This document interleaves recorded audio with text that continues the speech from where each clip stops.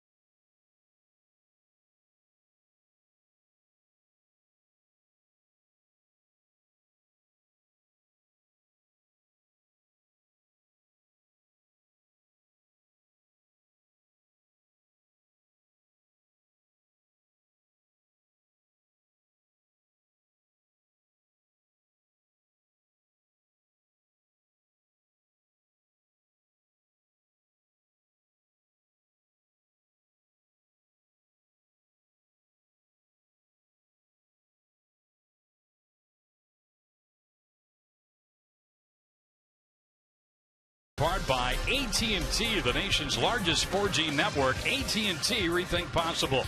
And by Nissan. Get to Nissan Summer Saving Days. Now for holiday bonus cash, visit ChooseNissan.com and hurry into your local Nissan dealer before bonus cash ends on September 4th.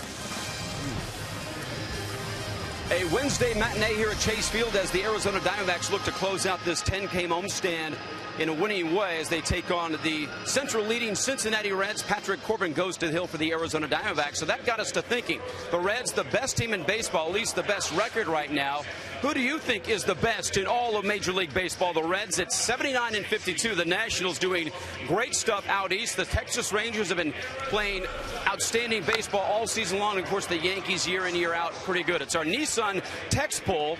If you think it's the Reds, you text A. The Nationals B, Rangers C, and Yankees D.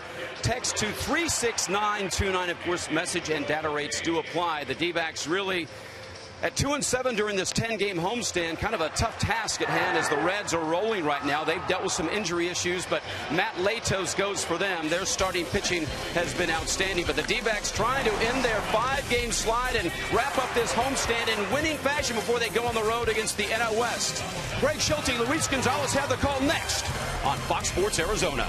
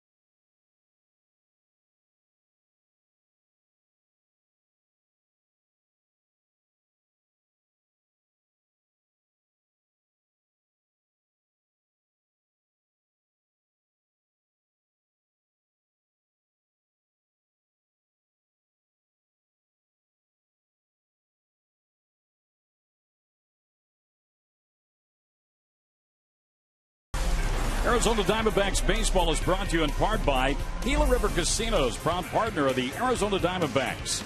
And by Jack in the Box. Get the All-American Jack Combo at Jack in the Box. It's a no-nonsense burger with fries and a drink for only $4.99 plus tax at participating stores. Well, the Diamondbacks, along with team president, CEO Derek Call, and Diamondbacks second baseman Aaron Hill, teaming up with the United Way to try and end hunger here in the state of Arizona. Always a good cause. Aaron stepped up to the plate, no pun intended there, and we hope it's a very successful campaign. Dusty Baker, 19th season as a skipper, and in his 5th with the Reds. Let's take a look at his lineup this afternoon. Still no Joey Votto. He's rehabbing, but close to being activated probably over the weekend. COZART, Stubbs, and Phillips. Bruce in the cleanup spot today. Frazier playing third base, batting 5th. HEISEY with Cairo, the veteran, at first base. Deandre Navarro catching. And the veteran right-hander, Matt Latos, on the mound. I say he's a veteran, but he's still very young. But a big part of this Reds rotation. This is Patrick Corbin making his 11th start. Roughed up a little bit last time, Gonzo, but he's had some good starts in his rookie campaign. Yeah, he really has, and he's maturing every start out. He's had a couple trips up and down from AAA back up to the majors, but you could see the more time that he's spending up here, he's starting to really feel comfortable around some of the guys on the team. And, of course, the other two lefties that we've been talking about this whole weekend. It's been Corbin, Miley, Skaggs, these guys are all starting to come into their own. Enough of this losing stuff. Let's get a win and get out of town and have a successful road trip. What do you say? Diamondbacks lost 5 straight here, 2-7 on this 10-game homestand. Here we go. And it's a strike to start the day. And you know when Ron Culp is calling balls and strikes. Crowd still making its way in here for this 12:40 first pitch. Swing and a miss. Diamondbacks probably as good as any team in baseball. It's starting exactly when they say they're going to start a ball game. Yeah, they sure are.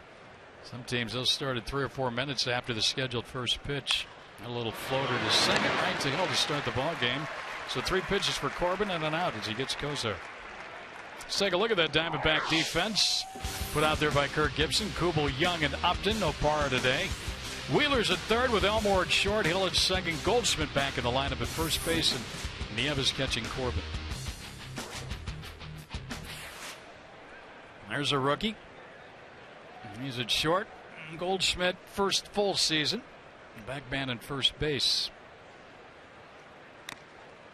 Probably a good day off for Goldschmidt Gonzo, as he was struggling a little bit with the bat and even a little bit with the glove. Good day to rest your mind. Yeah, it really was. And now he's probably feel a little bit more refreshed coming out today. Got to watch a game yesterday. And, you know, day games are always interesting, especially for veteran guys. A lot of veteran players, managers usually give them that day off, as Miguel Montero has today off. Well, Corbin missing a lot of bats here early, isn't he? Yeah, he's really got a good fastball going today. Throwing nothing but strikes early on here.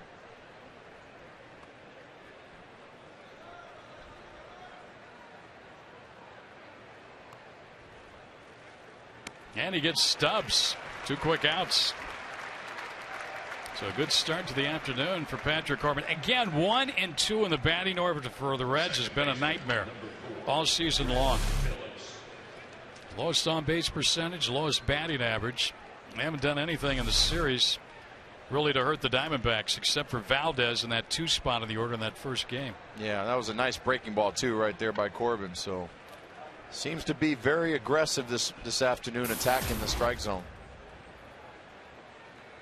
Well, let's see if Brandon Phillips gives you that not ready to hit, I'm going to take a first pitch, as he's done in the first 2 games. Yeah. He was still swinging the bat as that ball was being delivered. Boy, Greg, you got that down like clockwork with him. Yeah. It's just what he does.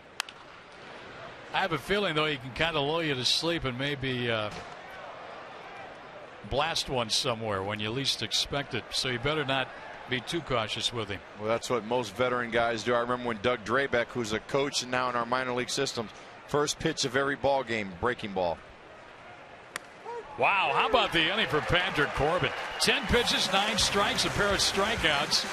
And the Reds are down at order 1, 2, 3. Pretty impressive start for the young lefty.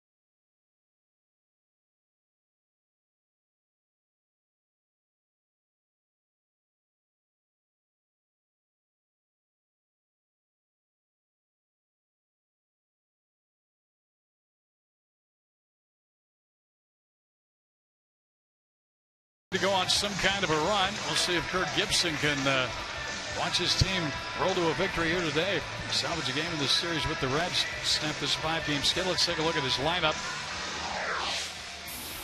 Young back in the leadoff spot, then Hill and Kubel. Goldschmidt back in the cleanup spot. Upton moves back to 5. Then it's Wheeler, Elmore, Nieves, and Patrick Corbin. We'll face a big right-hander, Matt Latos, the former Padre, making his 27th start. So 26 starts and only 14 decisions. It's a lot of games out early when games either still close. He's not getting a decision on them. Innings pitched to hits. Here we go. Young leading off. There was a time where the pitchers, when they had a lot of tattoos and ink like he does, they used to have to wear sleeves. Yeah. Who was the there was one pitcher in particular a few years back. Can't remember who that was.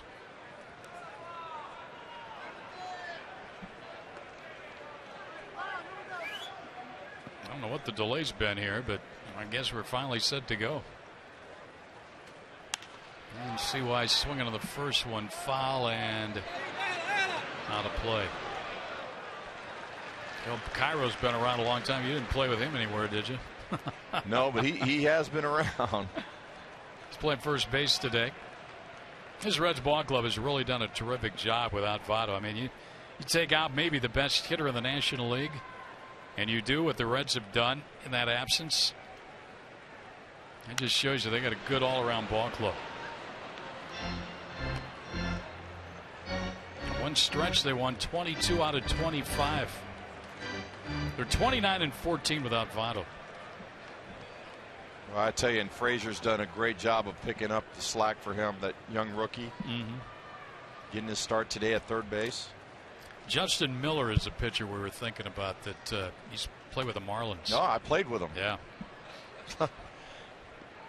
But he always wore the sleeve, so I never really got to see. Yeah. And he ended I think that happened when he was with Toronto before that. Yeah.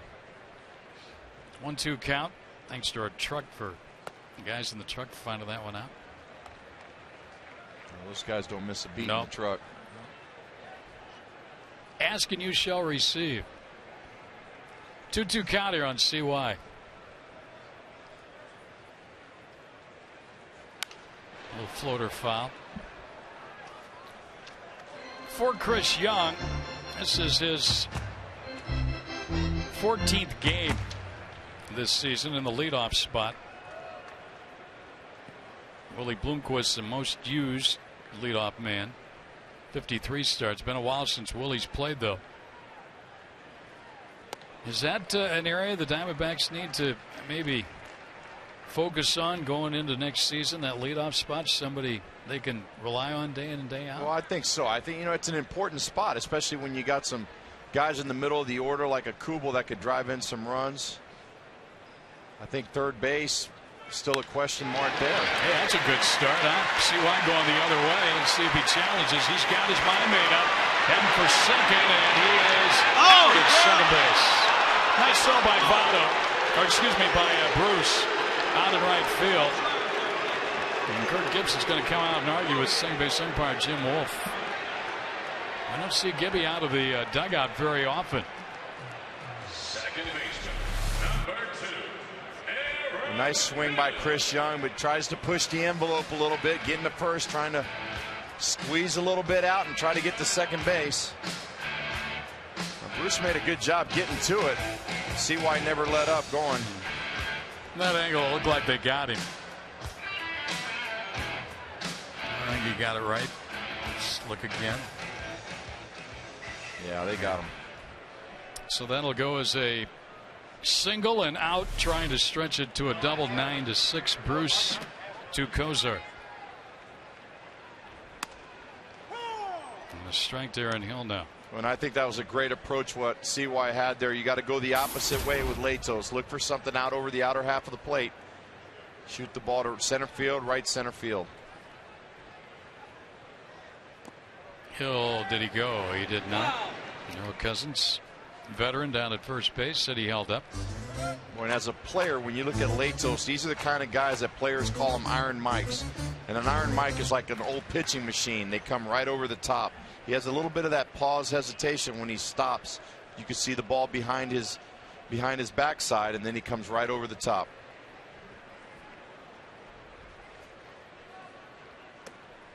Down low for a ball. They gave up a boatload to get this guy from the Padres.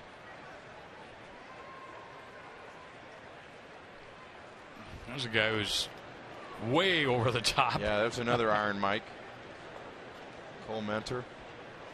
He'll probably be activated over the weekend when the rosters expand.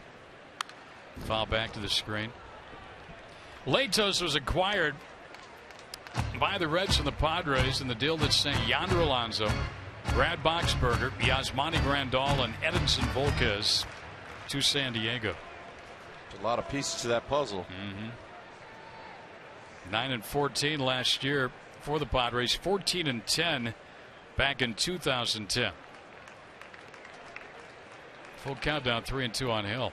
Well, I think sometimes when teams make a trade, there's always an added player or two that gets thrown in there, whether it's a salary dump or you saw that lately with the Dodgers with Gonzalez. That's a walk. Let me stop and think how this inning started for Latos. A hit. He got a break when Young was thrown out trying to stretch it to a double, but now he walks Hill. And now here comes Jason Kubel. Kubel says he's getting close. Yep. Let's hope today is close for him.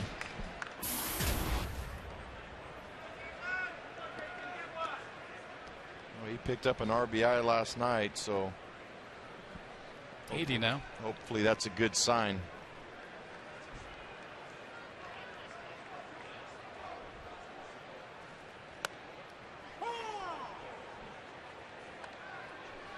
Every time a Diamondback player hits a home run this season, Fulton Homes will donate $150 to the Central Arizona Mountain Rescue Association.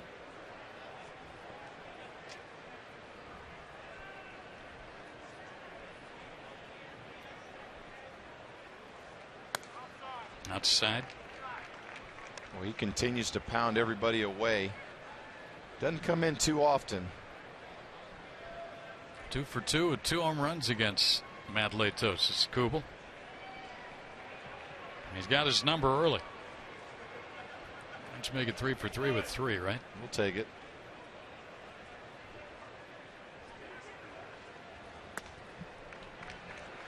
July 18th, Jason Kubel went yard against Latos. It was a blast. Latos didn't even look. Diamondbacks split that 4-game set at Great American Ballpark. Remember, they had a 5-0 lead in the finale and ended up losing 6-5. They should have won 3 out of 4. We chased a high fastball. And more times when you play over at the Great American Park, excuse me, it's going to be a lot of home runs hit there. Yeah. So you got to play good defense and hope that your pitcher keeps the ball down.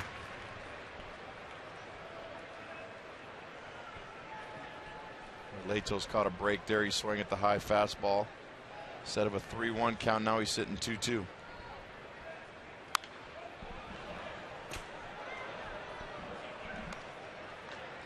Already a new supply of baseball. We had a ton of foul balls last night in that ball game. We were trying to sell the mystery balls, and as many as we were selling foul balls were going into the stands here last night. Hey, nice grab there on the ricochet. Nothing to it. Fans got great hands out here the last couple days. More foul balls.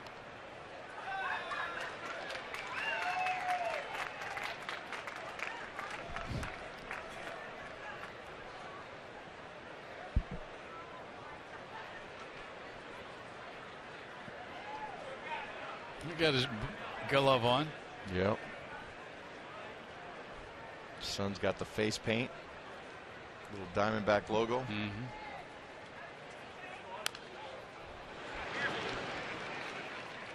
Kubel putting a good at bat here on Latos.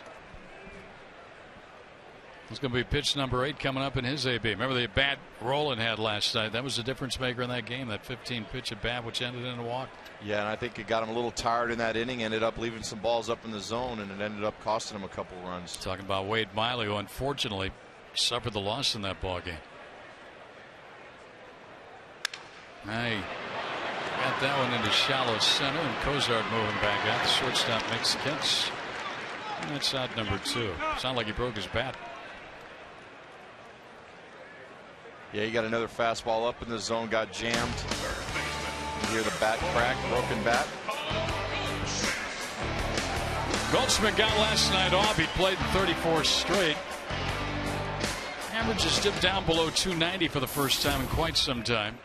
Still a very respectable 287 in his first full season. It's only been a 3 for 25 homestand for Goldschmidt. 5 runs scored, 5 walks. We had a good rip at that one. Anytime the Diamondbacks score 6 or more, Taco Bell gives away 3 free tacos with the purchase of a large drink between 4 and 6 p.m. the following day at participating locations. Like you said last time, we need to get to that 6 total. Diamondbacks 5 runs or less in their last 9 consecutive home games. Well, I'll tell you, those workers at Taco Bell are waiting for us. Yeah. He just blew the fastball by him. 0-2 count.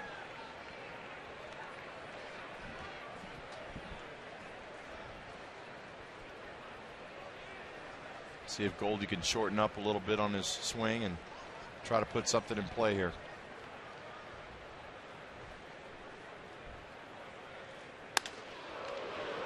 A little purpose in it. Latos. 1-2, knocked him back off the plate. It seems to me like he likes to elevate that fastball, throw it a little bit just above the hands. And hitters see that. It looks good to them, but it gets on them a little bit quicker than what they're anticipating.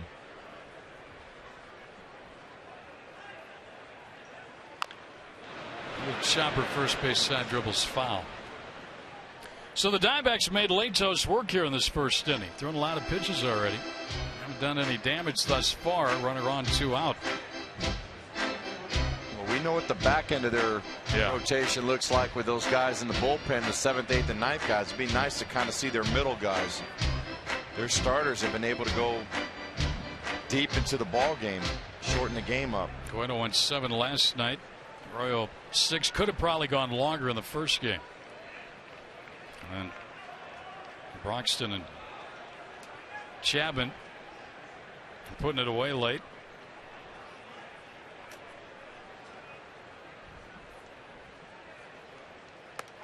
Outside. A nice job by Goldie laying off the pitch, getting it back to a 2-2 count now.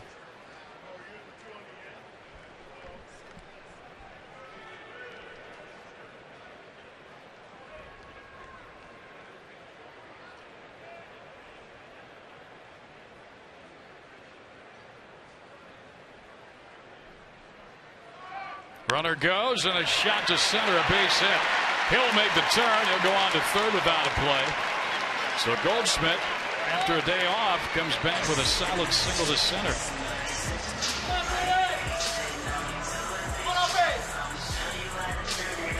And the inning will continue for Latos. A nice job by Goldie, just fighting off some pitches, getting a fastball right down the middle, staying up the middle on a swing. See Hill going from first to third. Now it's up to Justin Upton here. Batting 5th in the order, which is kind of a new spot for him over the second half of the season. He hit 3rd most of the year, 83 times. This is his 31st appearance in the 5 spot in the order. And to me, I think this is a spot here, 5th or 6th for him right now until he develops into a better bona fide middle of the order type hitter. Ron Culpa gave it a good look, said it missed a little low and inside, ball 1. I think the consistency is what we're looking for out of Justin. Runners in scoring position, 5 home runs, 43 driven in. That called a balk. Home plate umpire Ron Colbert called a balk on Matt Latos, giving the Diamondbacks a run and pushing Goldschmidt to second. He'll crosses the plate. Steve Baker, quizzical look. Latos was wondering what he did. Latos was saying he stepped off the mound. Let's take a look here. See, he flinched a little bit. Did.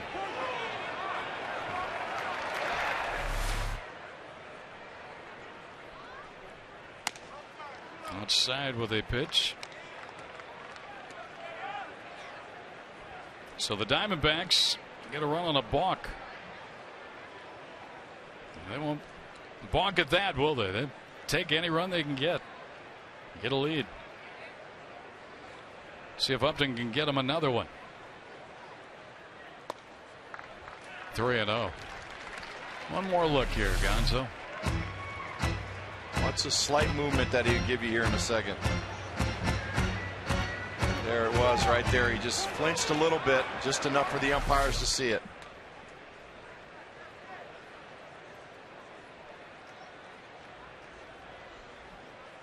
What do you think about that? I mean, that was so minuscule. Most probably didn't even see it. I mean, is that they talk about deception? Yeah, it was. Well, I mean, it was a balk according to the rules, the way they're laid out. But I mean, is that real? Yeah, it's very, very minimal, but a great job by the umpires to see it. And right now, the way we're going, we'll take it. Yeah, that's what I said. I'll take it.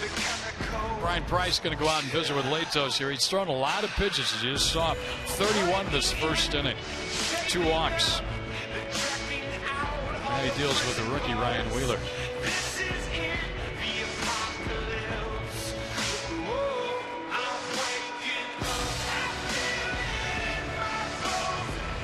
Well, a great spot right here for Wheeler. See if we can get the kid to come up with another big hit for us. Corbin's got a lead. Yep. Wheeler's been swinging the bat well. He's been hitting a lot of balls to left field, left center. He and Parr combined for all 4 of the Diamondback hits last night.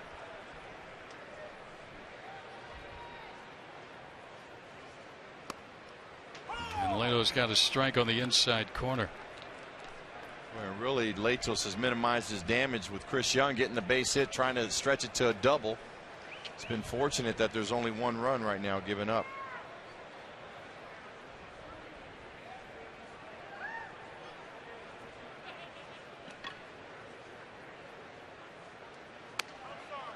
Miss away. Well, you could see in Latos' body language, he just received that throwback, and you can tell he's fighting it and trying to find his release point. That's why you'd like to make it more than a 1-run first inning if you can, if you're the Diamondbacks.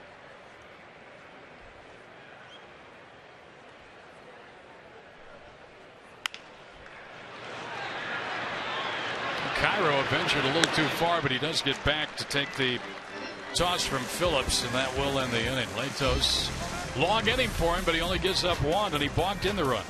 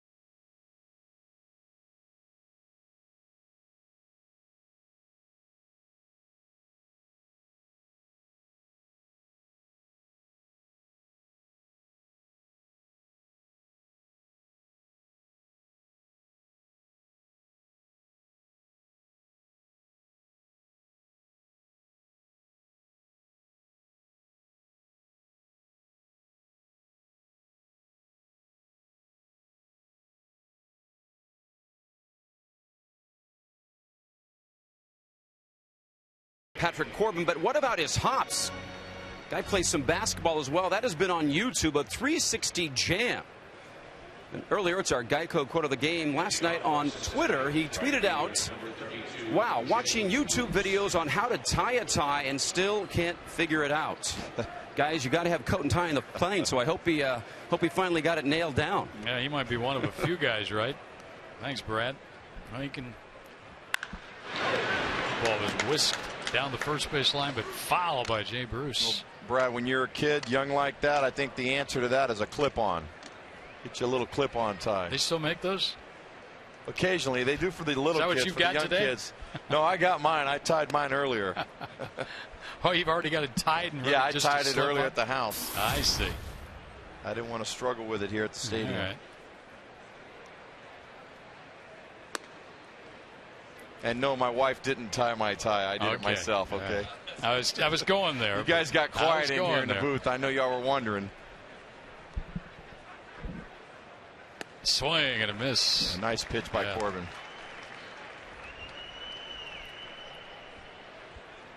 Two-two count on Bruce. 257 hitter with 27 long balls, 81 runs batted in. A lot of ways, if you look at his numbers, very similar to Kubel. Kubel's got a little higher batting average, but the home runs and RBIs just about the same. Extra the doubles, hits.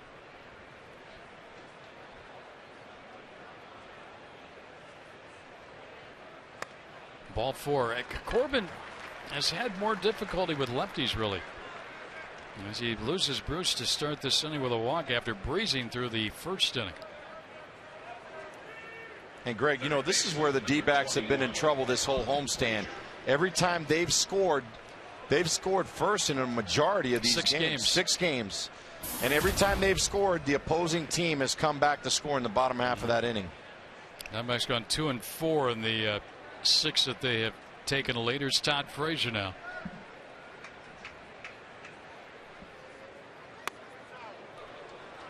Inside with that pitch. So Corbin back against righties now. The only lefty Bruce in the order. But again, the lefties have caused him more problems. 368 to only 227 for right-handed hitters against Corbin.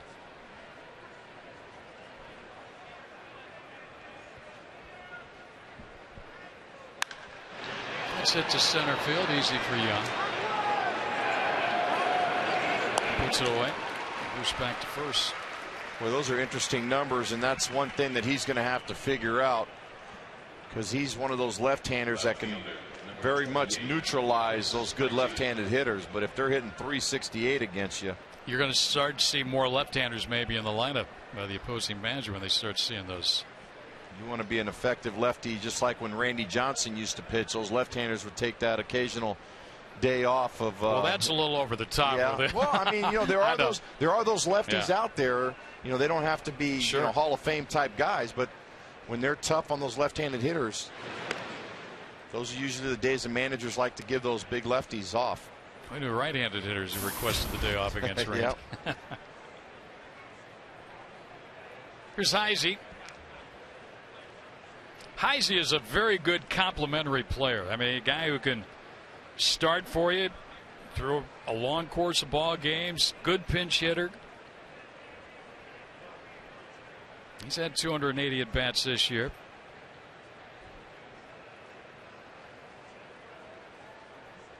Well, I tell you, there's a good general manager in Walt Jocketty here with the Cincinnati Reds. Used to be with the St. Louis Cardinals. He's done a lot of homework on a lot of these players, and him and Dusty Baker have gotten together and put together a pretty solid bench.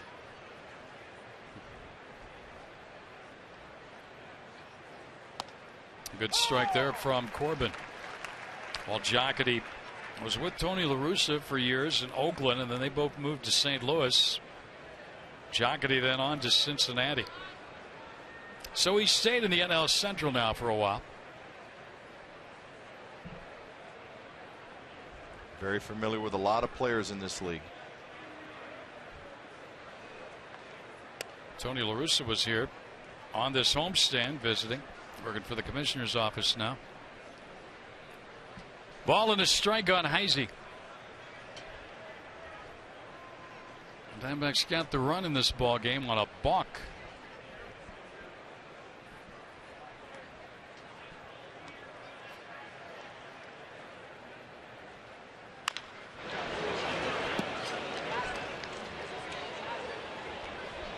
Boy, in the books, it looks like an RBI, though. We'll take it any way we can get it.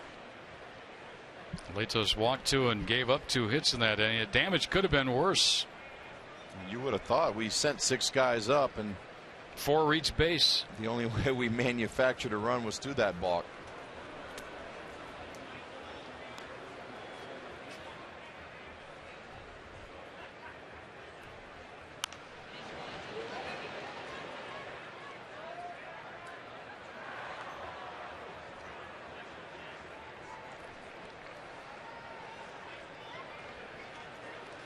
See the gentleman without any hair there working on the gun. That's Paul Lassard, who was the first Diamondback trainer. Moved on to Boston, now with the Reds. Paulie. He's got a couple World Series rings. Yeah. One with here at the Diamondbacks, another one with Boston Red Sox. He's hoping to try to get a third now with the Cincinnati Reds. And you know, in watching this ball club, the way they're going right now, they get Votto back into the mix. They'd have just as good a shot as anybody. I don't think there's a clear-cut favorite in the National League.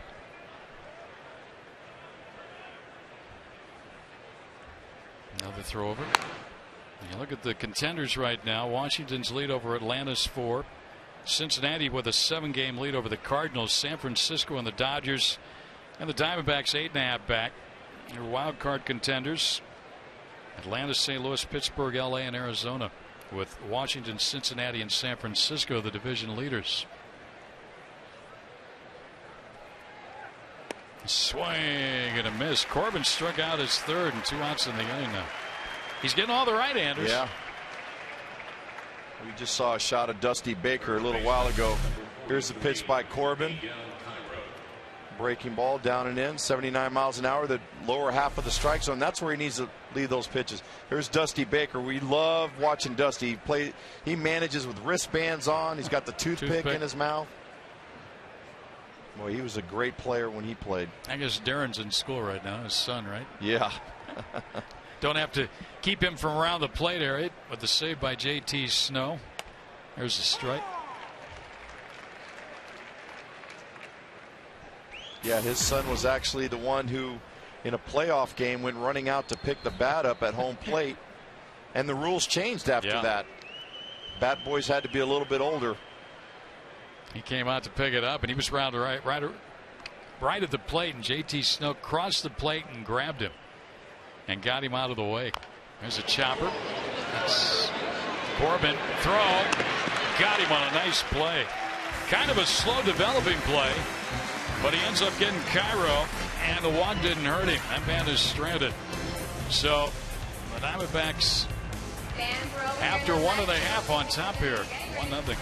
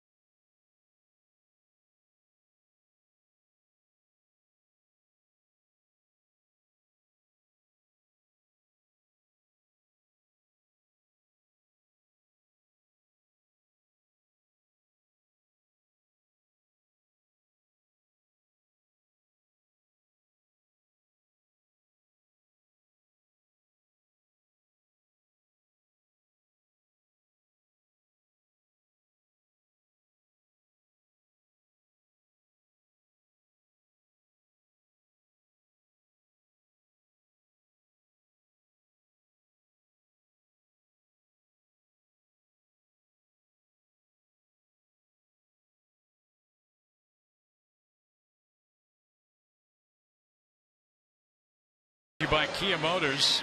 Well, it's coat and tie day. Businessman's special. And that's what we call these early afternoon games during the week. So the Diamondbacks have to get back to the business at hand. Well, yeah, and let's hope that they're all business today. They've jumped out to an early 1-0 lead. Let's see if we can build on it. That gentleman had, you saw the ticket sticking out of his pocket. Remember all the old, some Valera there for the Diamondbacks, but remember all the old vintage black and white shots in the hats that the gentleman wore? They'd put the ticket, drive to right field, did pretty well here, but Bruce tracks it down off the bat of Jake Elmore to start the second inning. They put the ticket in the hat back in the days. And no, I don't remember doing that, but I remember seeing that. He's got the ticket sticking out of his pocket there. Another one. You used to wear the hat? No. No, I did not. Boy, everybody's got the ticket in the pocket. How about that? Of course, all those gentlemen are hoping they're not on TV, so. Busted. Our guys on camera making sure they get everybody with a collared shirt today. That must be the thing. Put that ticket in the pocket. Will Nieves helped the Diamondbacks to a win in Pittsburgh. First start on the last road trip, or 2 road trips ago, I guess it was. We've been on the road so much. Going back out now for 10, starting tomorrow in LA. Well, Latos needs a quick inning. Threw a lot of pitches in that first inning. Walked a couple, gave up a couple of hits. Damage could have been worse than the 1 run the Diamondbacks got.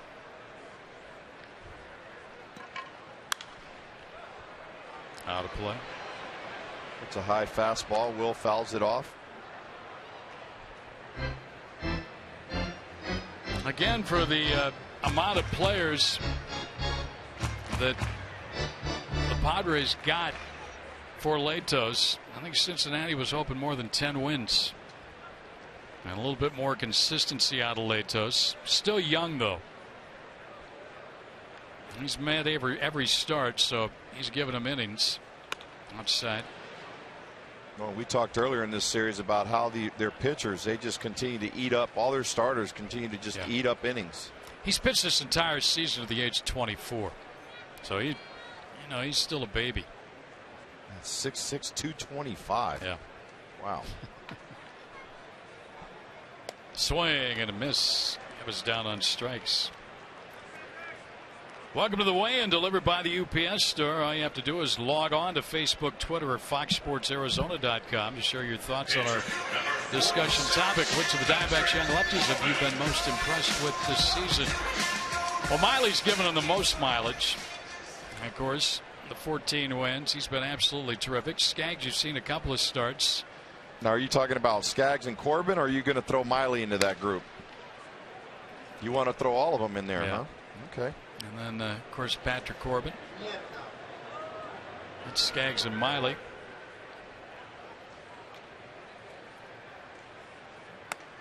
And fans can weigh in on that. Talked to Miley, by the way, about the Hurricane Isaac. His home is right north of Lake Pontchartrain, which is right there in New Orleans, outside of New Orleans. He said they're getting a lot of rain right now, but most of the family is stuck around. He's in constant contact. The storm right now just seems to be not moving. It's just sitting there. Yep. And I'm sure he's keeping a close eye on it.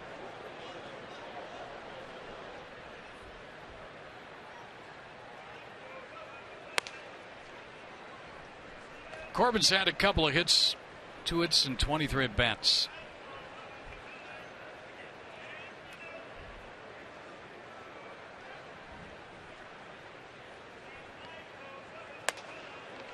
Well, he just look out, just got out of the way. Gone full in the pitcher here.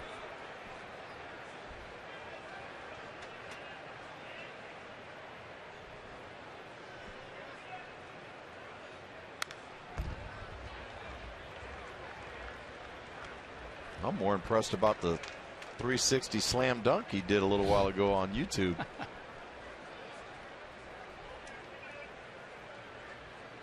We have to show that one again sometime. He struck him out swinging. 2 strikeouts in the inning, and Latos gets the side in order. We'll move to the third. Diamondbacks with a lead.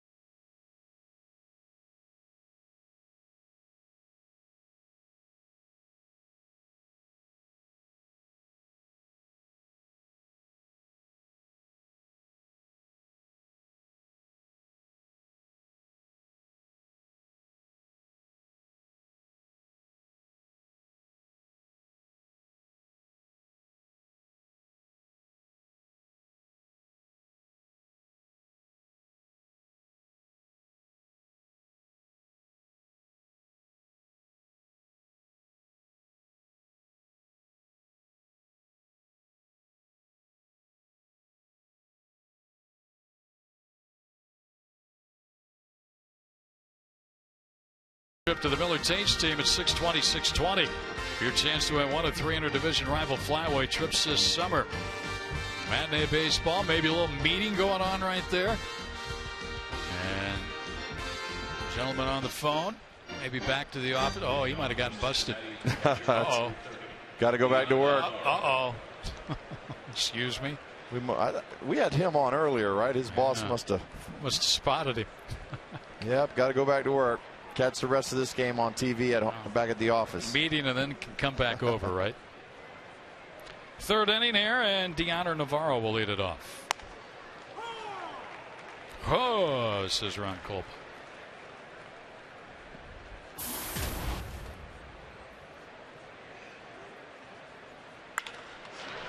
Off of the glove of Corbin.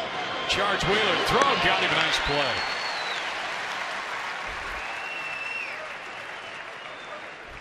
One, 5-3. A nice job by Wheeler reacting to the ball hit off of Corbin's glove. Makes a nice running play. Comes in, bare hands it. Nice throw across to first. I didn't even really have time to tell you that Deoner Navarro, for a very brief period of time, didn't even play with the Diamondbacks, was once a Diamondback. He came over for Randy Johnson, the Javier Vasquez deal back in 05. Then was shipped to LA in the Sean Green deal. There's a shot to right center. That's a hit off the bat of Latos. It's his 11th hit of the year. A double home run, 4 RBIs, and now a total of 9 singles. I'll tell you what, these pitchers continue to hit our young lefties. They're the ones doing all the damage against our young left-handed pitchers. Oh, he's back. He got everything straightened out with his boss. That's good. He's probably told his boss he'll work late today. He'll get back to the office later. Got to come to an afternoon baseball game, right, downtown? You got to.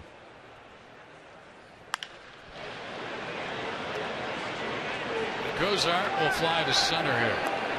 Boy, the Reds, top of the order. Has really been an enigma for him. COZART, Stubbs, whomever. Yeah, what's going to happen with the Reds when they get in the playoffs and they can't get their first 2 guys on base? Well, I guess if you get Votto back, you might have an option if you want to maybe lead off Phillips. I like him, though, where he is kind of in the order. You know, he's an RBI producer. But Frazier, he's been getting on base a lot. I mean, if you don't run that much, you just need guys to get on base. You get his bat a couple extra times up, hitting up in the order.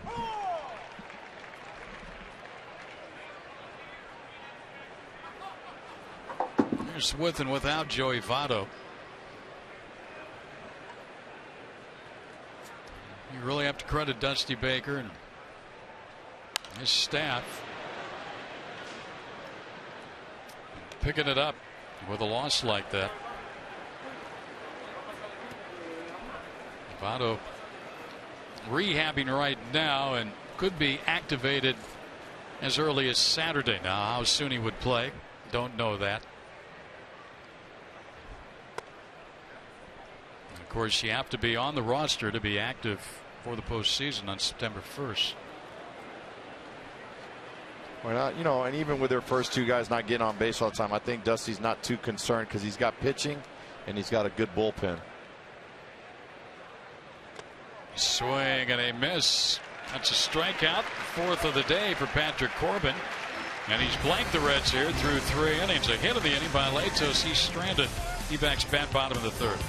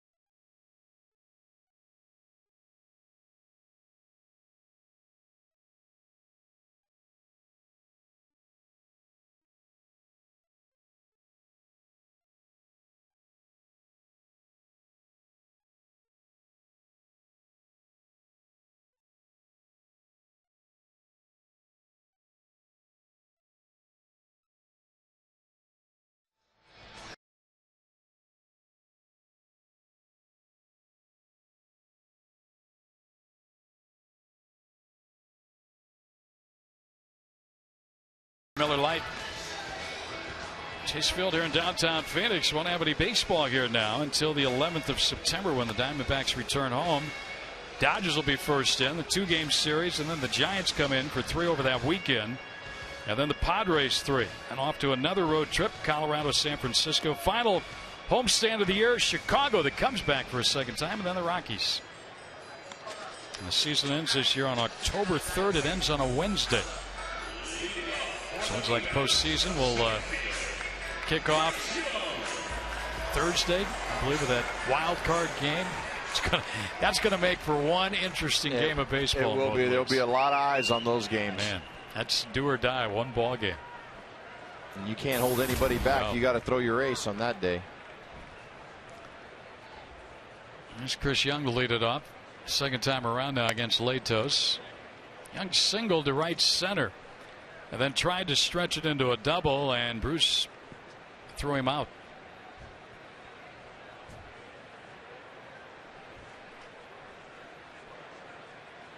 And I guarantee you too, Luis, there are going to be some teams that have to come right down to that wire. Yeah, from the looks of it, and have to maybe use one of their starters, and then but you have to get to the postseason, so you have to pull all the strings late to get there. And ground ball hit to short. First, but you have to, you first have to get there. So whatever you have to do to get there, in that wild card spot, you do that. And then maybe have to piece things together in that wild card game. Well, it just seems to me like the teams that have been winning it as of late are usually the wild card teams, because those are the ones that are playing meaningful games all the way through the end of the season. Some teams wrap it up with a week or two to go. Then these teams got to play for something all the way through, and then they end up being the hottest teams all the way through the playoffs. Well, now they're the Miami Marlins, but the Florida Marlins have never won the division, but yet they've been in the wild card twice, and they've won 2 World Series. And you think of the Cardinals, what they did last year.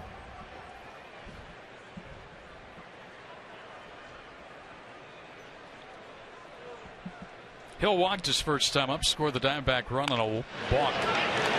Backhand to the third. Frazier's throw is right on the money. 2 quick outs here.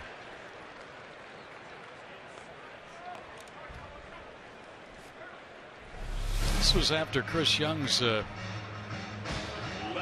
ground ball out. A little smile and a little conversation going on.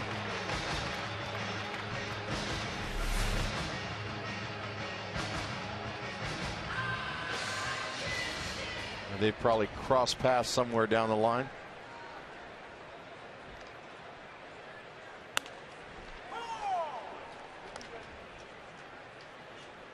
Young 4 for 10 going into this ball game. He's actually 5 for 12 now with a home run off Latos.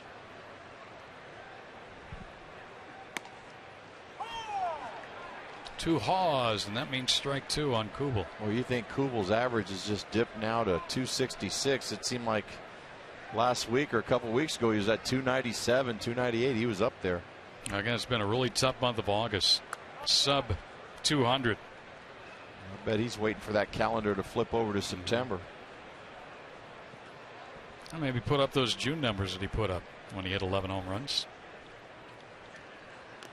He strikes out. This inning's over. And Latos now starting to breeze. He's retired 7 straight. Corbin back to work in the 4th with a 1-run lead.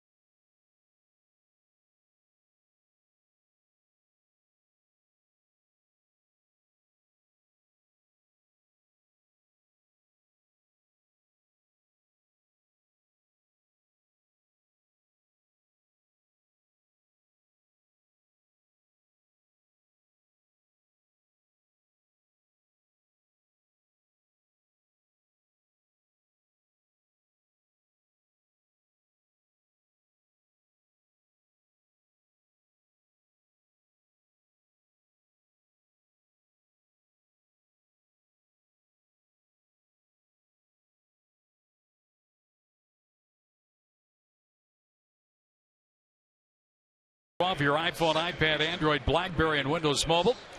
Get live audio, pitch tracking, video highlights, and more. Text app BAT to 31826 or visit dbacks.com for details. There's a youngin enjoying the ball game, or whatever, but it is a youngin. We know that. Hey, again, and thank everyone last night who participated in the Mystery Ball. We got to those 2,000 sales and $100,000 raised. Wow, what an incredible night. That was a lot of fun. A lot of support, a lot of fan support. We love it. And we were told that about a third of the purchases, the donations made, and the 2,000 were from out of state.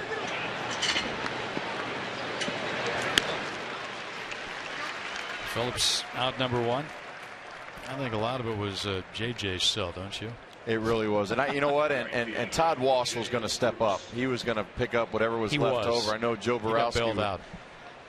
Joe put him on the spot.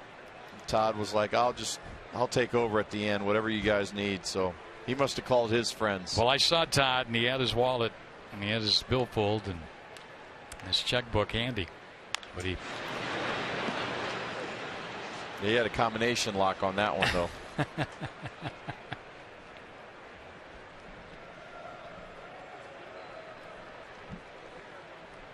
Well, here's the left-handed hitter in their lineup, Jay Bruce.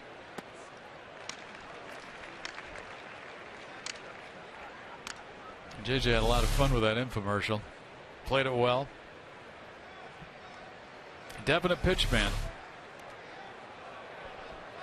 Well, I'll tell you, JJ had great experience because he came up in the Seattle Mariners, and those guys used to have great commercials with Edgar Martinez, Griffey Jr. promoting the ball club. Ichiro, and Randy Johnson. Look at him. His facial expressions.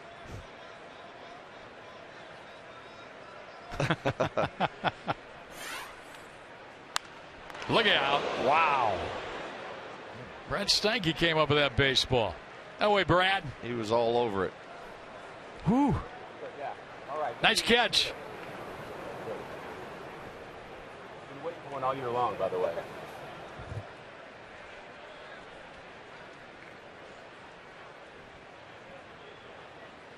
Swing and a miss. That's 5 strikeouts for Patrick Corbin. No, for the kid. Hey, Brad. Kid. I just threw it up there, and a guy intercepted my pass. Oh, I hate when that happens. I feel like one of the Cardinals quarterbacks. Where'd that hit? Where exactly did that ball hit? It actually came in right in here, and it bounced off. It got me in the right. So it did hit you on the ricochet. Yeah, it did. Brad, I'm not as quick as I used to be. You're a quick one-liner guy throwing the Cardinals under the bus right there. It's preseason. No DL, though, for you. You're okay? I'm good. All right. Yeah. Nice job. Brad will be performing tonight. He's got 2 shows tonight at 7 and 10. You know, one time that happened, Don Baylor said he was going to give me a glove. I don't know if that'd do any good for me, but yeah. All right. Always like to make the kids happy. The toss, the catch, the interception.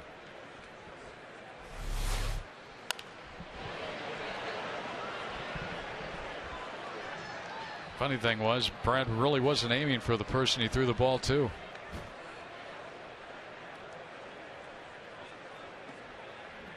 Frazier's some very impressive rookie numbers offensively. And again, I think it's down to Wade Miley and Todd Frazier for National League Rookie of the Year. Oh, man, Corbin is throwing the strikes here today. He really has. That fastball is electric this afternoon. 92 miles an hour right here. Well, Frazier looked like he didn't even want any piece of that. Got him. Oh. Patrick Corbin right now, folks, is dealing 6 strikeouts. And he's worked a 1-0 lead through his first 4 innings of pitching this afternoon.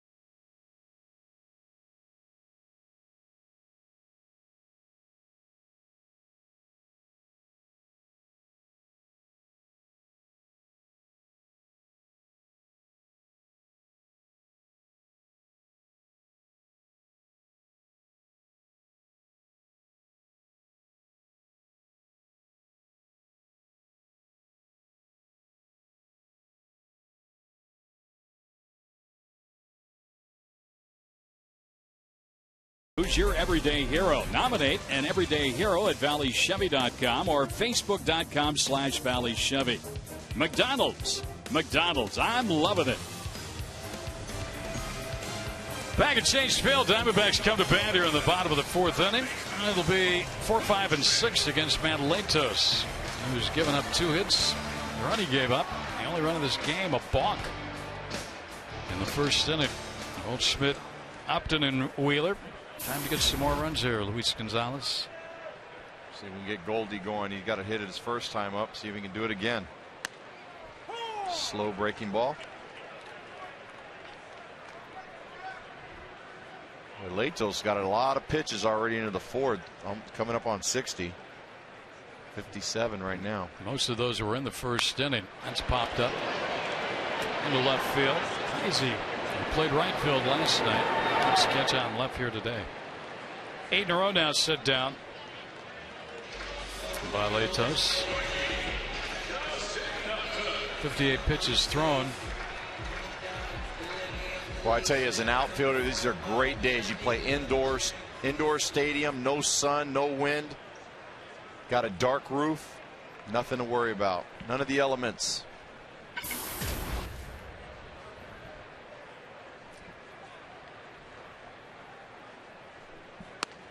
There's a strike. Oh, we've got a joint of birth. Michael Gross and the gentleman we had earlier. That he played the part, of course, Stephen Keaton in Family Ties. Michael Gross. That's a good call right there. Guy can't catch a break from the TV guys. Yeah, if he wasn't busted earlier, he is now. Yeah, he's just trying to enjoy the game. He may be the boss, though, right? His own boss. Now, good to see all the businessmen out here. There's a line drive ripped to left field by Justin Upton. He's been on twice now with a walk and a single off Latos.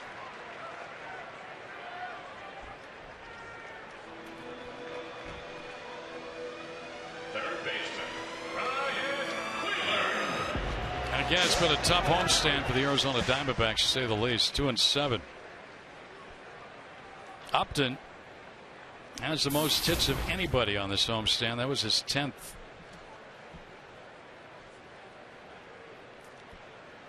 But again, it's 10 games, so you stretch that out. Hill's got 9 hits. Just not a lot of offense. I'd like to see Upton start running a little bit more. Wheeler, center field, and that is caught out there by Stubbs. Throw back. And Upton just took it back in. Well, I tell you, Wheeler's been snake bit a little bit in this series. He's hit some balls right on the nose. Nice swing, the inner half of the plate.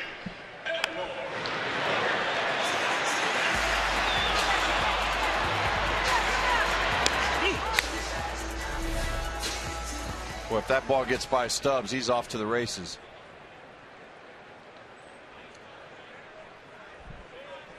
Well, Latos is a guy that you can run off. He's given up 16 stolen bases. They've only caught 3. Elmore fly to right his first time up.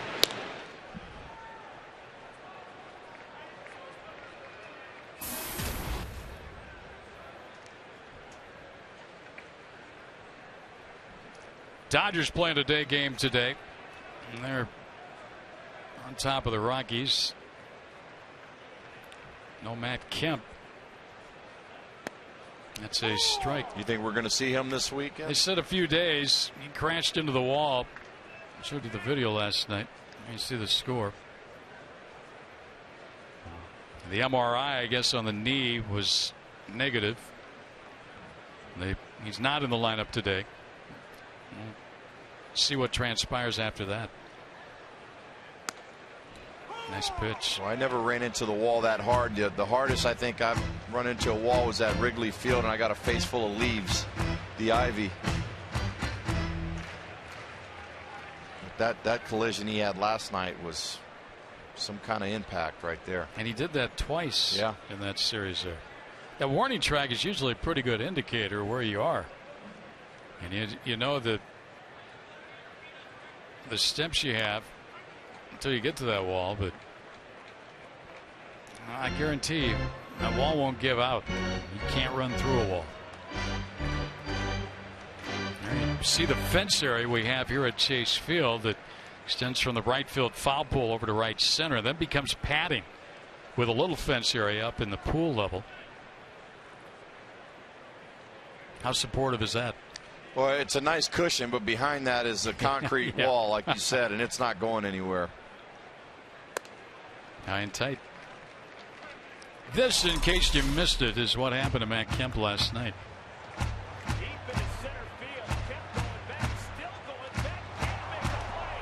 Wow.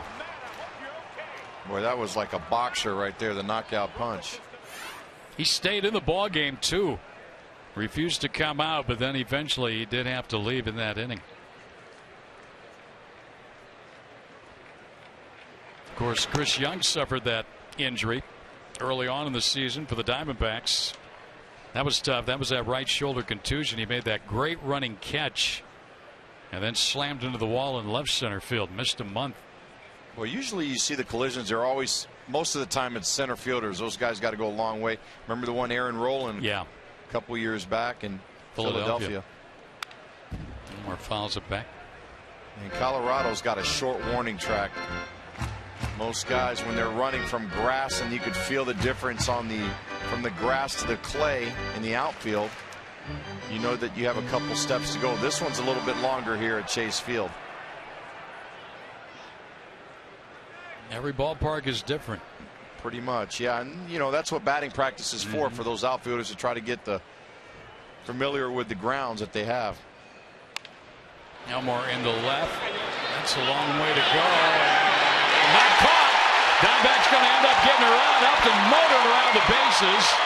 And he will score on a double by Elmore. Great effort out there by HEISEY, who laid out. But he just couldn't come up with it. And the Diamondbacks lead 2-0 on Jake Elmore's first career run batted in. Well, there you see the nice diving attempt, and we caught a break there because it kicked off his glove. And boy, Upton, was he motor? That ball seemed like it was up in the air forever for him to get there.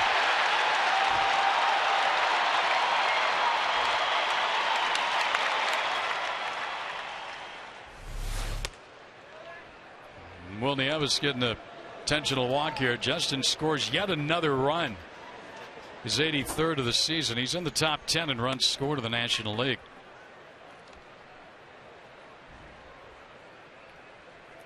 So Jake Elmore finally gets that first big league run batted in. Well, what do you think he was thinking? To hit that ball up in the air, get down, huh? Yeah.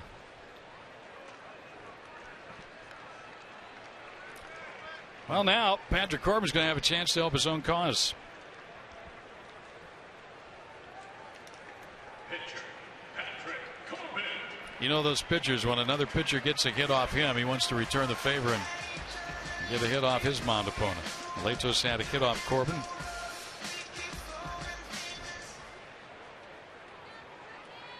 His third walk given up by Latos.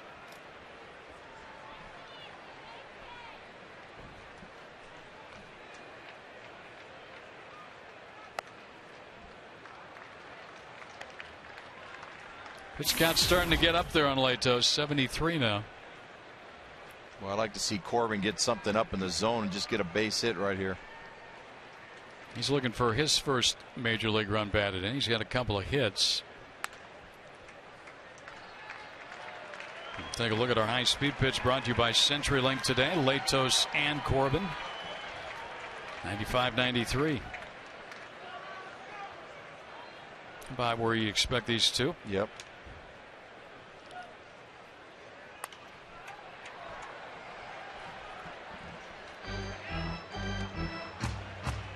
Somebody get the baseball. Okay.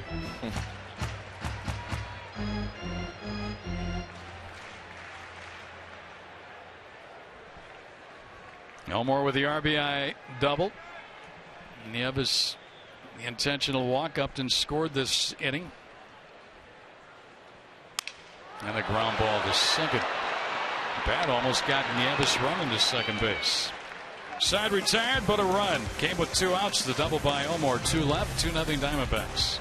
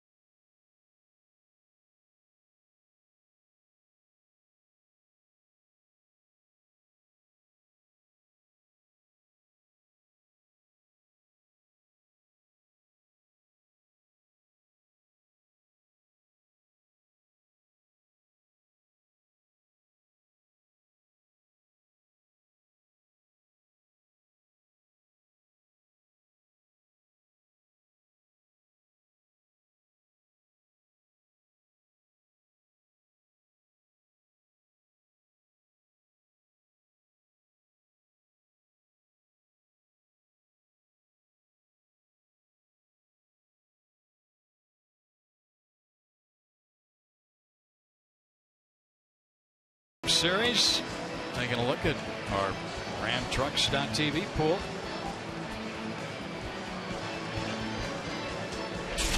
RAPS Energy All-Star Patrick Corbin through the front 4 here today.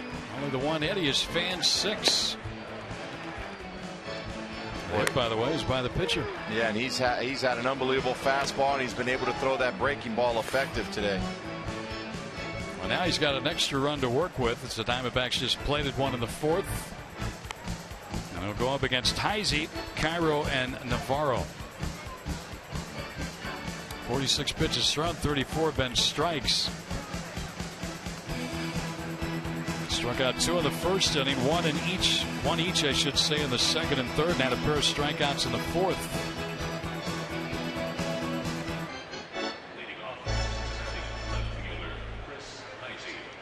D-back fans, visit your local UPS stores. Donate a new book to receive tickets to the upcoming Diamondbacks series with the Padres. September 18th through the 20th. All donations received will be matched dollar for dollar by the Diamondbacks Foundation. And the benefit, Toys for Tots Literacy Program presented by the UPS store. D-backs will also be collecting books during the game September 16th at the Community Clubhouse. In the air in the right field for Justin Upton. First pitch swinging. Chris HEISEY out number 1. These guys are a very aggressive hitting team, the Reds. They go after a lot of early pitches in the count. Yeah, they don't hang around. And that's great for Corbin. He's been very effective with all his pitches this afternoon. We were talking a little bit earlier about Joey Votto. He is in the lineup for Dayton tonight as he continues his rehab.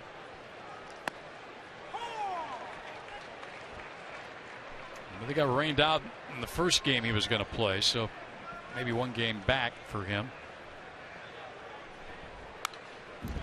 Foul back. The Reds have the best base stealer in the game right now. Their minor league system, Billy Hamilton. Well, Jocketty was saying that today he probably will not be called up in September, but will play in the Arizona Fall League. That's skied to left field. And Kubel has it for out number 2. And Gonzo, you know, that Arizona Fall League, you see the guys who are right on the cusp. In fact, some guys who even are on major league rosters going to play in that league for a month and a half. And see a guy like Billy Hamilton, that'll be a lot of fun. Oh, great. I mean, a couple of years ago, I don't know if it was last year or 2 years ago, you had Harper and Trout in the same outfield out there. So exciting time. And well, I'm surprised that the Reds aren't even thinking about bringing him up, especially in the playoffs when you know there are times where it's a close game. You might want that stolen base. There's a strike here to Deanna Navarro. Of course, our own Matt Williams will manage the Scottsdale entry in the Arizona Fall League. He's looking forward to that. And those are great games to go to. I usually take my son out. A couple of our youth teams go out there. And the other fun thing is about all the people you see, general managers, managers from the other teams, even some players who live in the area. It's kind of the sleeper thing to do in town. How about this easy inning for Patrick Corbin as Goldschmidt takes care of Deanna Navarro. 5 shutout innings today for Patrick Corbin, and he has retired 7 in a row.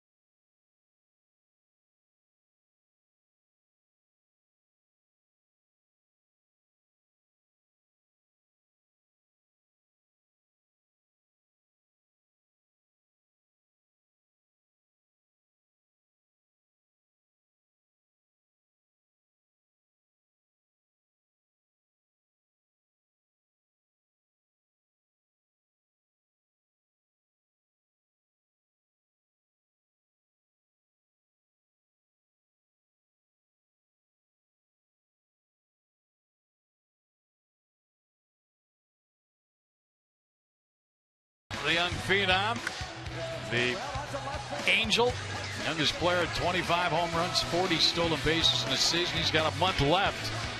Go 30 and 50. First rookie all time. Our AT&T trivia question for you. Prior to Mike Trout, name the 3 youngest players with 25 plus home runs and 40 plus stolen bases in a season.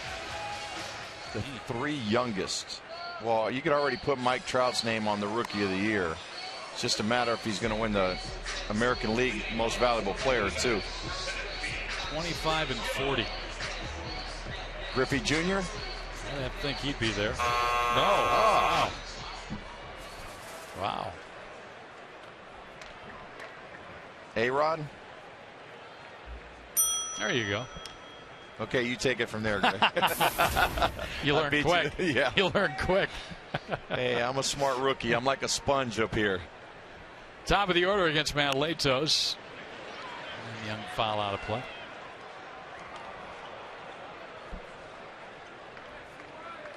Chris had a base hit in the first inning. Tried to stretch it to a double, but Bruce threw him out.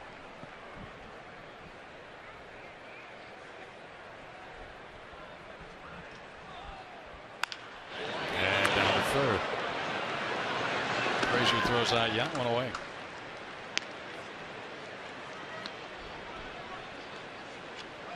And the Diamondbacks going to play 4 against the Dodgers in Los Angeles starting tomorrow night. 3 night games and a day game Sunday.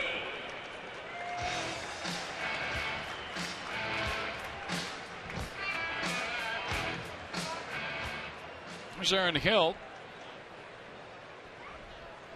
When you look at these 2 ball clubs, they parallel one another on the right side of the infield. First and second base. Reds average first, Diamondbacks second, fourth and first, and doubles. See the Diamondbacks leading in home run and doubles. Of course, you're talking Goldschmidt, Hill. You're talking Votto for the most part, along with Frazier and Brandon Phillips. Pretty good. Swing and a miss. Well, he was 1-2. way off on that breaking ball. You don't see that very often from Hill. He's only struck out 69 times, and he's approaching 500 at-bats on the year.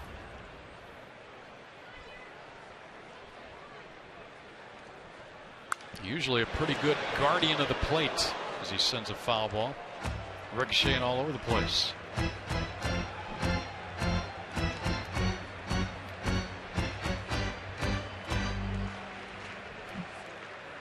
Light baseball schedule during the day today. Toronto beat the Yankees a little earlier, 8-5.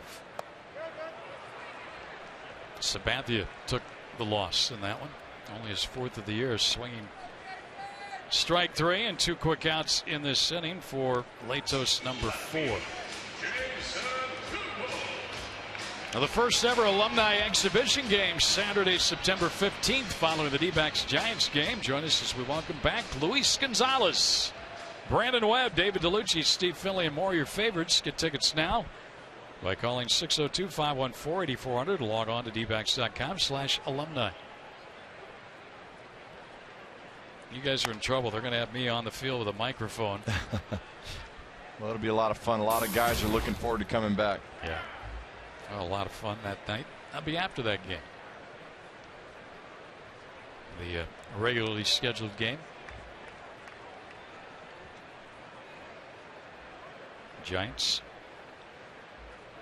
So it'll make for a nice, fun evening. Oh, the purple and teal. Inaugural season shirt on the gentleman with the sunglasses. And that, of course, was an interesting first year. The Diamondbacks lost a lot of games that first season, but sold out every game. 3.6 million fans through the turnstiles. First year ever baseball in the desert. They get here early, watch the roof open. They wait for the game to get over. More than likely a Diamondbacks loss in that expansion season, and they'd wait for the roof to close, and then they'd go home. Well, I tell you, that used to be the thing. Yeah. I used to get excited as a player. Yeah, the music come out there, and fans would all stand around and look up top. Let's hope on the last couple of homestands we get some nice weather, nice enough to open that roof again.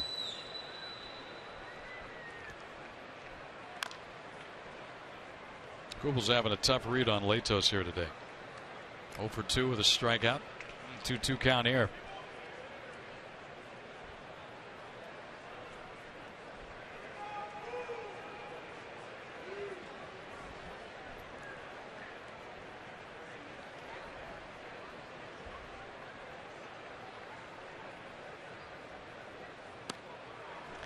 Kubel strikes out again. 5 of the game for Latos. Corbin back to work. He's been breezing. He's only allowed the 1 hit.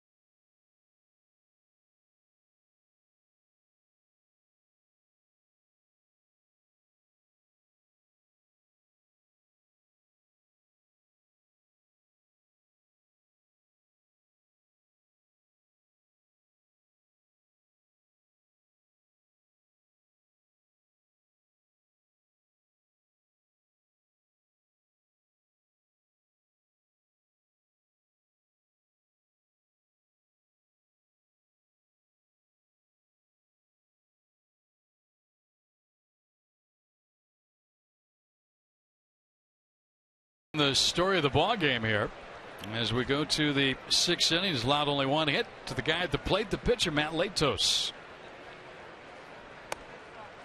Latos singled with one out in the 3rd inning. The only other base runner, a walk in the 2nd inning to Jay Bruce, and that's been it. Patrick has struck out 6. He's retired 8 in a row. And working with a 2-0 lead here. And you ready for this? He's only thrown 55 pitches. Boy, he tied him up there, didn't he? Boy, he's made a lot of hitters look bad this afternoon. Well, again, this future. These young lefties we're seeing right now. Skaggs, Miley, and Corbin all in this series. And while Skaggs and Corbin were both on the losing end, both held themselves very accountable. It's hit pretty deep. Young going back, but he's got a beat on it now. And makes the catch. Not too far from that 413 mark. Latos and Young. Latos with a lap now as he heads back to the dugout. Remember earlier when Young made an out, he and Latos shared a little bit. But I'm going to tell you what's going to happen, Greg, with these 3 young left-handers that we have. The longer they pitch together in the rotation, they're going to all get better because they're going to push each other. Oh, yeah. And we had that same thing happen when Randy and Kurt were around here. They're friends, but they're competitive, and these guys all want to go out there and one-up each other every time out there. I don't think there's any doubt about that. And that's just going to make these guys better and make our ball club that much better. And you see it now. Yeah, yeah. I mean, Skaggs pitched well the other night. 5 2/3, 3 runs, 2 earned.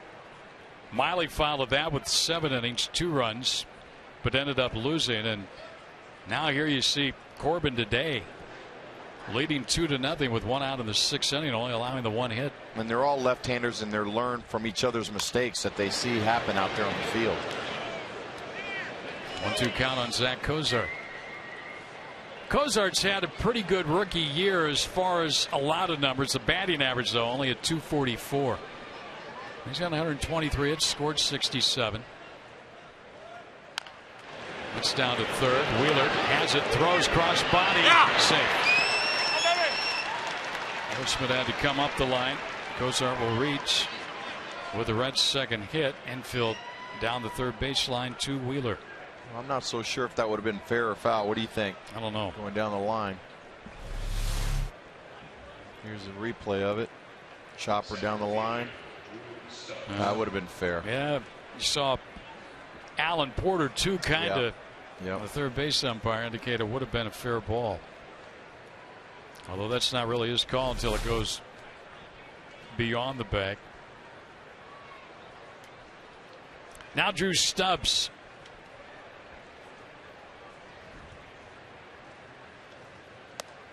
Just blew it right by him. See, and this is what we talk about, neutralizing the game with a left-hander, because more times than not, you're in a 2-run game, and with a quick runner out there, you'd want to steal him to get him to 2nd base for a base hit to try to get him in. Tighten the game up.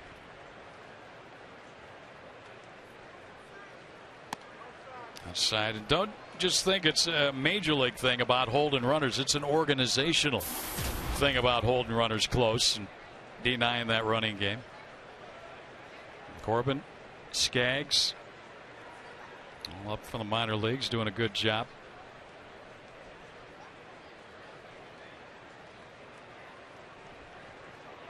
Runner goes. Nieves' throw is into center field, and that runner will go on to 3rd. Well, that's gonna hurt here. Boy, and he got a horrible jump, and Nieves didn't even look like he got a good throw off. It'll be a stolen base and a need 2. Boy, look how late he takes off. He's not even halfway. Decent throw would have had him by a lot. Count's going to 2-1 now on Stubbs. And Diamondbacks will concede a run here up by a pair. And I know Nieves is upset with himself because all he had to do was just put a decent throw on the bag. COZART wasn't even halfway when he received the ball at the plate. 3-1 the count. Scoreboard reads 2-2, but it's actually 3-1.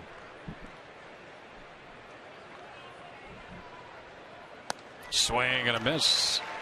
Now it's 3-2.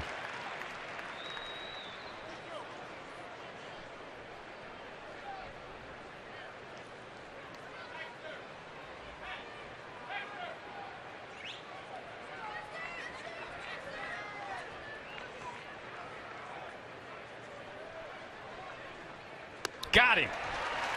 Boy, he needed to strike out, and he got one. That's number 7 for Corbin. Boy, and that's a third strikeout for Stubbs. It's that breaking ball once again. He's been effective with that all day. When we talk about picking certain guys to take the day off, it's a pretty good chance next year when Stubbs is out there, he's going to have that day off against Corbin. He's got 3 punch outs on the day. Now a tough hitter in Brandon Phillips, who is 0 for 2 against Corbin. Corbin, by the way, with his 7 strikeouts, has matched his career high. Third time he's struck out, 7 in a game. You know, for a young rookie, that's a pretty good total. 3 times he's struck out, 7 in a ball game. Only 11 starts. Well, this is where he's got to be selective up there. He's got a pretty good hitter at the plate. He's got a left-hander and Jay Bruce on deck.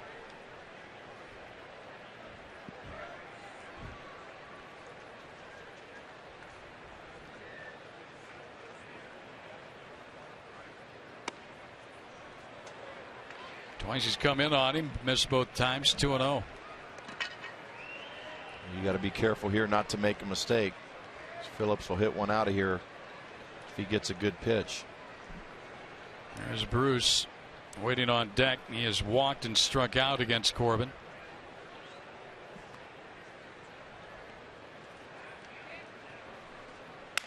And down to third.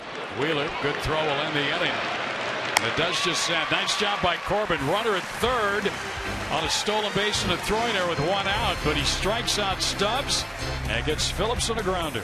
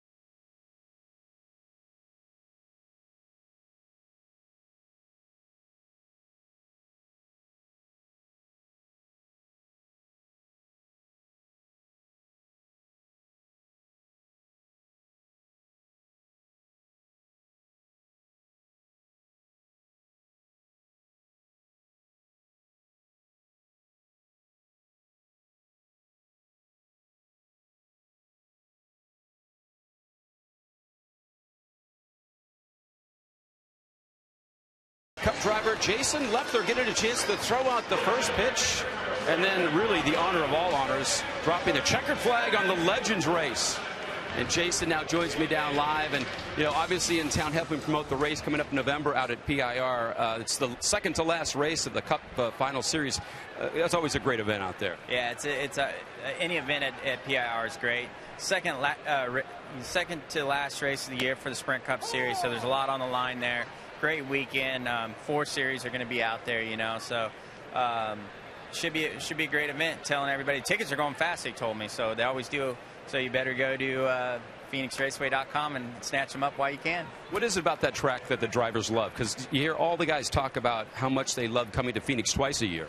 Yeah, I mean, it's very unique. Both corners are very different, and now they revamped it, reconfigured the track where we used to call it the dog leg, which was just basically a kink. Well, now that's a corner down the back straightaway with a lot of banking. So both ends of the racetrack are very unique, so you got to compromise your race car and your style and everything. So drivers like that.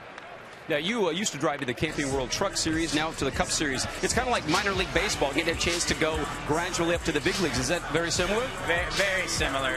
Started the year out Kyle Busch, Camping World Truck, Dollar General Truck, and been in Nationwide, been in Cup Series. I've been up and down, and yeah, the Nationwide Series is great. I always had a competitive ride there, and well, now I'm back in the Cup Series, so it's a lot of fun, and it's fun to race on Sundays.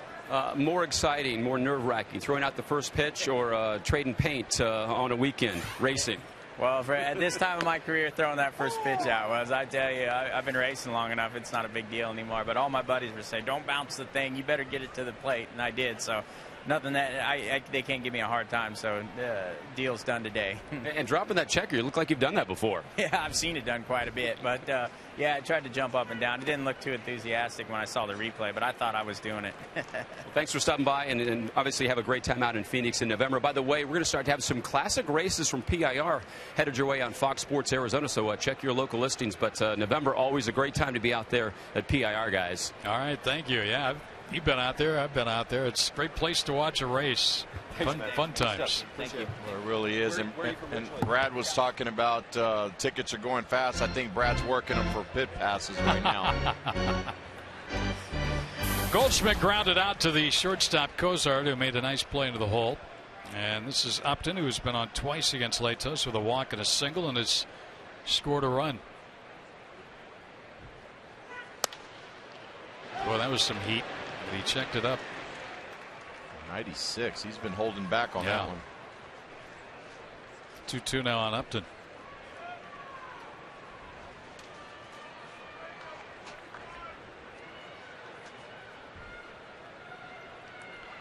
Oh, and Upton had a good swing his last time up. Base hit between short and third.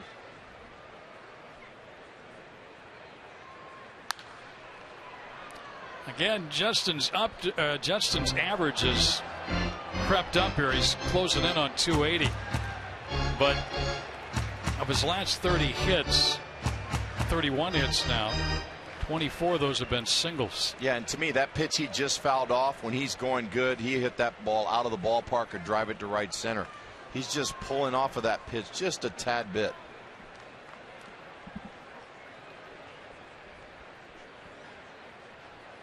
He strikes out. The ball gets away, but he's out. Won't have to throw. Upton, I guess, did not know that the ball got away. And he saw the catcher, Navarro, look over, and once that hitter starts walking away, the umpire then determines that the out is made. You don't need to throw it to first. Well, he swings at a breaking ball down in the zone. Now watch the home plate umpire too, Ron Colby. He's looking at Upton, looking at the catcher. Yeah, and now he calls the out. And Upton just gave up because he knows he's swinging a ball in the dirt. 6th strikeout for Latos. Hit pretty well by Wheeler, but it's going to be caught out in left field by HEISEY, and the Diamondbacks in order for the 4th time against Latos here this afternoon. We'll head to the 7th. Patrick Corbin back to work, leading 2-0.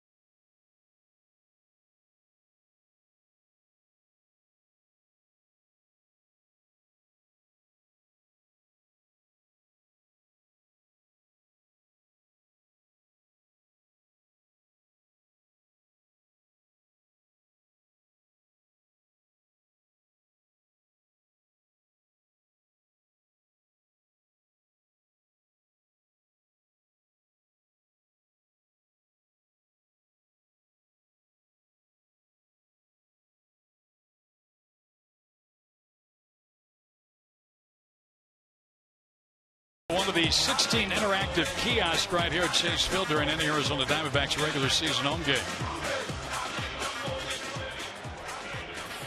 Be back at Chase Field on Tuesday, September 11th for a 2-game series against the Dodgers. Pick up a ticket to either game for just $19 with a D-Backs Pepsi Max value pack. It includes a lower level bleacher ticket, regular size hot dog, 24-ounce Pepsi, a free bottle of Pepsi Max. Call 602-514-4400 or visit dbacks.com/value. 7th inning now, and Bruce hits a deep drive to right. Upton going over though. He's there. 1 pitch, 1 out. Only the 73rd pitch of this ball game for Patrick Corbin, working into the 7th inning. Well, you got to think Charles Nagy, the pitching coach, has got to be extremely excited of the way that his youngsters thrown this afternoon. Manager Kirk Gibson. He's been outstanding. His next start will come against the San Francisco Giants on Labor Day, Monday. Corbin. That'll be a day game. Todd Frazier has flied to center and struck out. And doubles into the left field corner on this one. And again, another Reds hitter jumping on the first one. That's their 3rd hit of the ball game.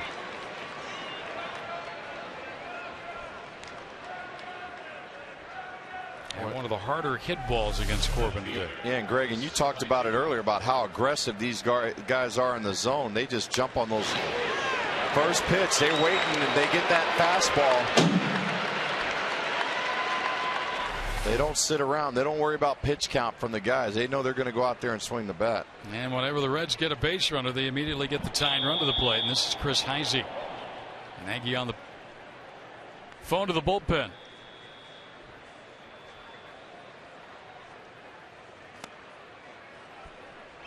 HEISEY has struck out and he has flied to right field.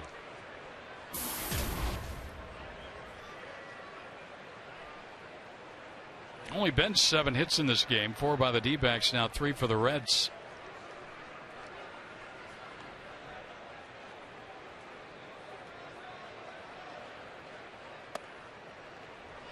High for a ball. Well, if Corbin wins this ball game, he'll just look back at last inning. Reds had a runner at 3rd and 1 out. He struck out Stubbs on a 3-2 pitch and then got Phillips to ground out to 3rd. Red Ziegler is up, loosening.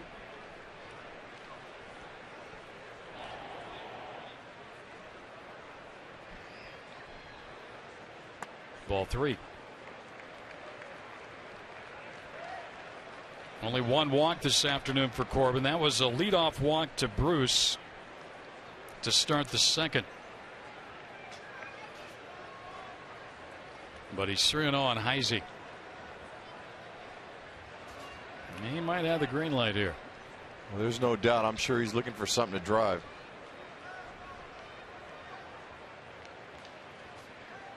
Took a strike.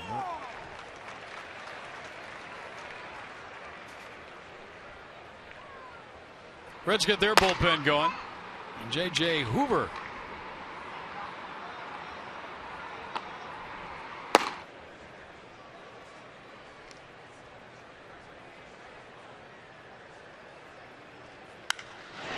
Into left center field and hit deep. And this ball is gone.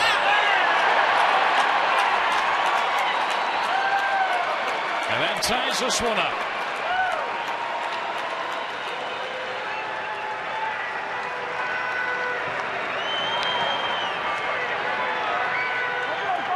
I think what we're seeing with this Reds ball club is a lot what we saw to the Diamondbacks back in 2011. They hang close, and then somebody contributes in a big way, and this time it's HEISEY for the Reds.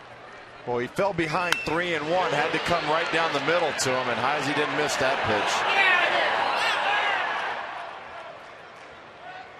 pitch. You see the emotion from their manager, Dusty Baker. Cairo hits one foul. Oh, that's too bad. He gets this game even. Man, what a tough break, because he's been throwing so well. Swinging and a miss here. Well, he can't lose his focus. No. He's got to continue to go out there and try to get ahead of the hitters. And he comes back and he strikes out Cairo for the second out, and a new career high for Patrick Corbin, his 8th strikeout of the ball game.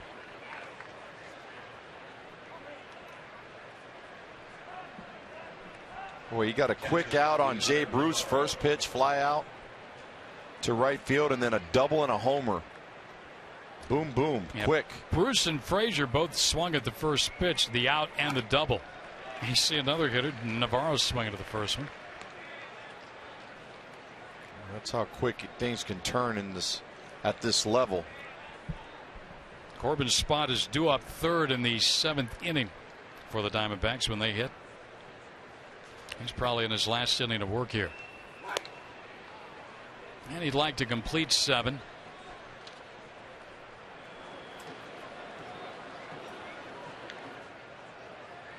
Three times in his starts he has gone 7 innings. That's deep down the left field line. And this ball is gone. A home run by Deanna Navarro has given the Reds the lead.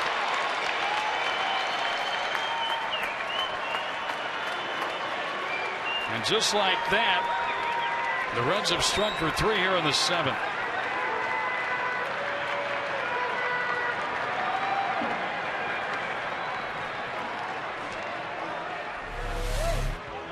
That ball got out of here in a hurry. He did. He missed his location. They were trying to set up down and away, and it came right back over the inner half.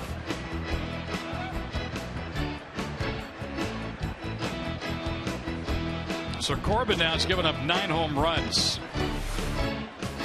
Charles Nagy out, saying, listen, we need that final out here. And then we'll try and get you a couple of runs, get you a win. But right now, more than anything, we need that final out of this 7th inning. Yep, and this is a learning process for these guys. They've figured it out, you know. 2-0 lead, get out there in the 7th, get a quick out. They're realizing things turn fast.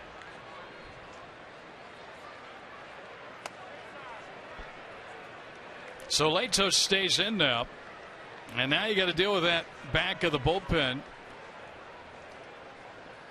for Cincinnati. First 6, 2 hits this 7th inning, 3 hits, and all of the Reds runs, and another hit here by Latos, his second of the game. 4 hits in this inning,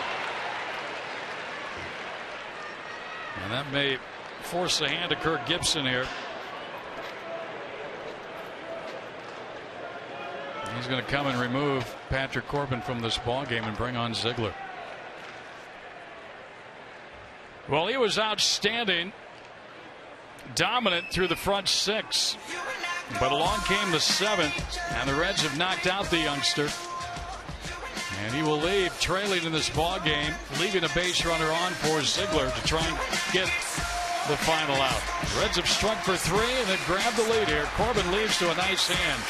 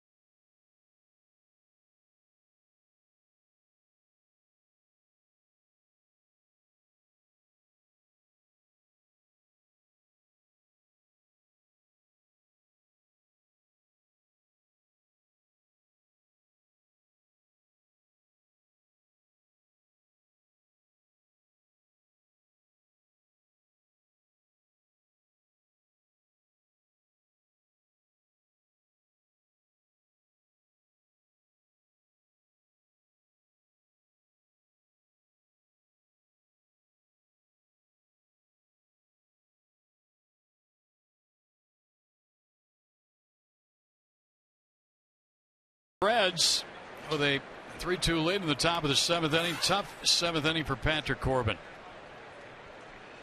And obviously not happy with having to leave here now, trailing after leading 2-0 going into the 7th. The Reds have struck for 3. And here is COZART now against Brad Ziegler.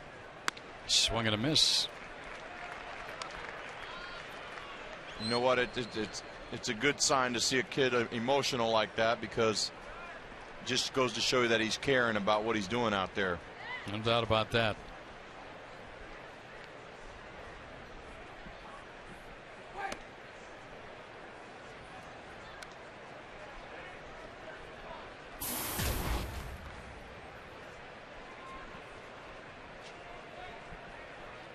Latos at first base. He singled with 2 out, and that knocked Corbin from this ball game. Nice pitch there from Ziegler.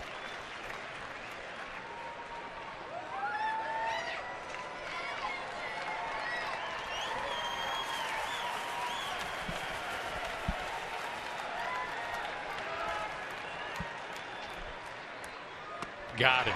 And the inning is over. But the Reds grab the lead for Latos. A 2-run homer by HEISEY and a solo shot by Navarro. 3-2 Cincinnati.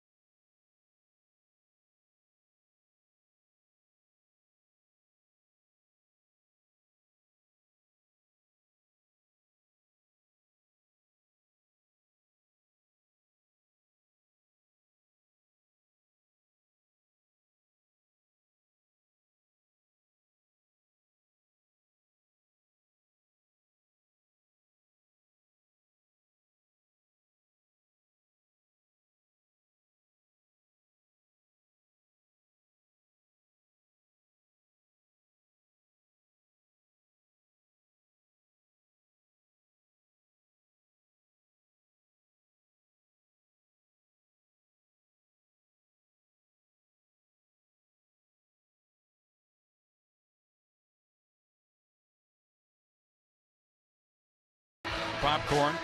I didn't know it was going to be delivered like that. Gonzo, what do you think? You would have thought Baxter delivered that popcorn, and it was actually Dennis up here at Butterfingers. Yeah. He was so excited to get it to us, it went all over the place. And that's what we're dealing with right now. But cactus corn is good as usual. Nonetheless, they take care of everyone up here. Left of the bag. Dennis, you want that? Okay, time to go to work for the Diamondbacks. Now they'll have Jake Elmore, Willie Evison in the pitcher's spot against Latos, who stays out there. You wonder about the availability of both Chapman and Broxton today for the Reds. They've worked the last couple of games. The Reds are off tomorrow.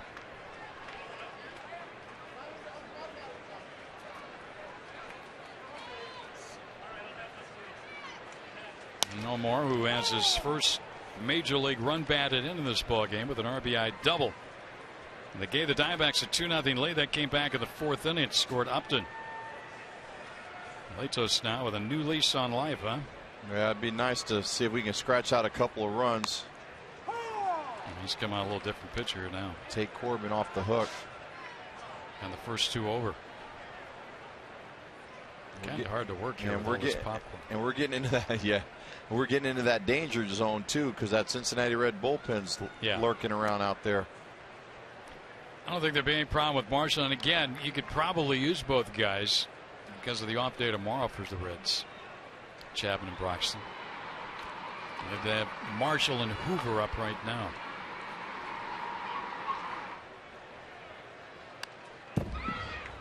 screen. Elmore in 33 at bats has drawn 3 walks, struck out twice, 6 hits.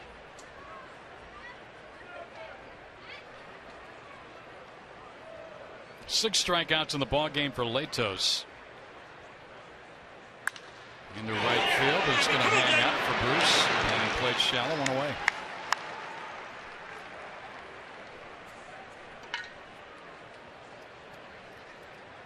And now Will Nieves.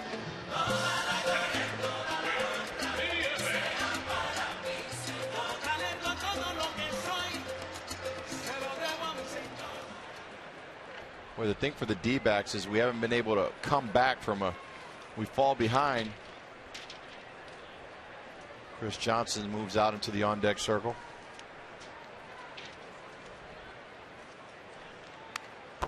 Well, Nieves went for the downs, fouled it, strike 1.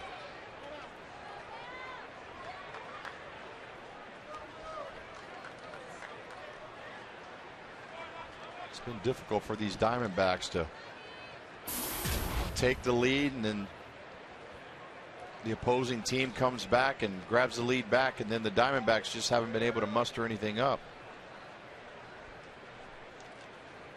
There's a base hit.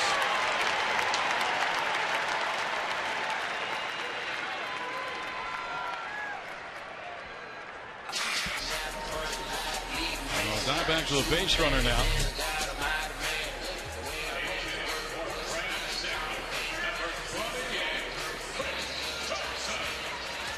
Nice swing by Nieves there.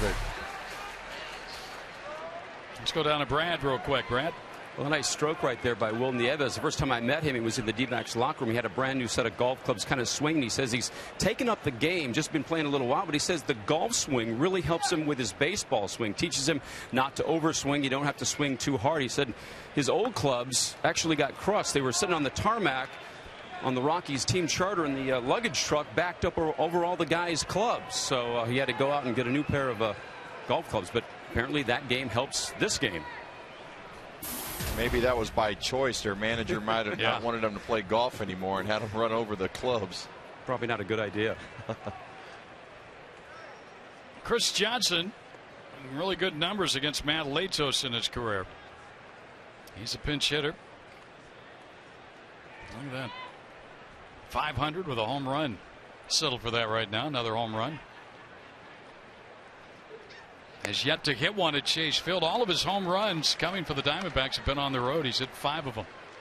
And it was opposite when he was with Houston, right? He had 8 home runs at home for the Astros, none on the road. He said all of his home runs for the Diamondbacks on the road and none at home. Go figure. Nice if he can run into a 2-run homer right here.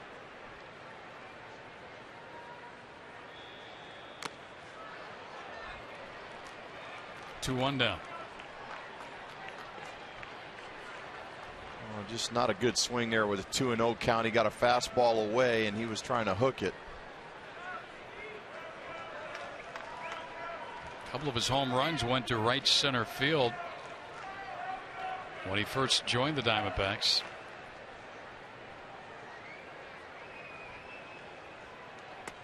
Takes it low.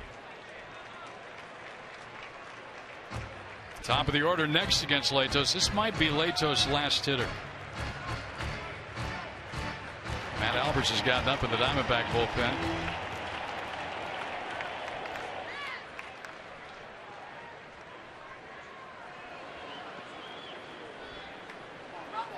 Here's the 3-1 count.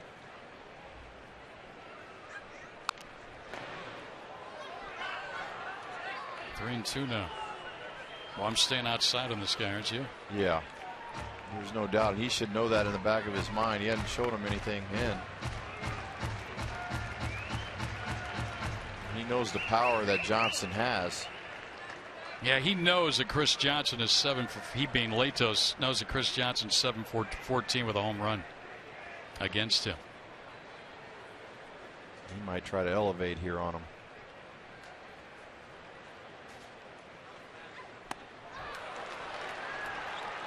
Two outs. Strikeout swinging.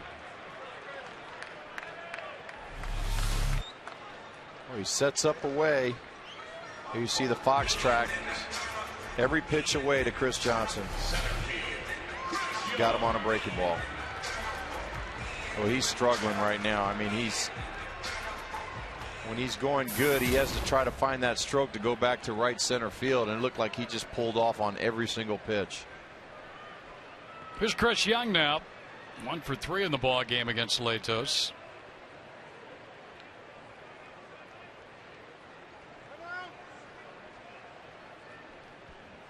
So with the strikeout of Johnson, Latos stays in, trying to complete this inning.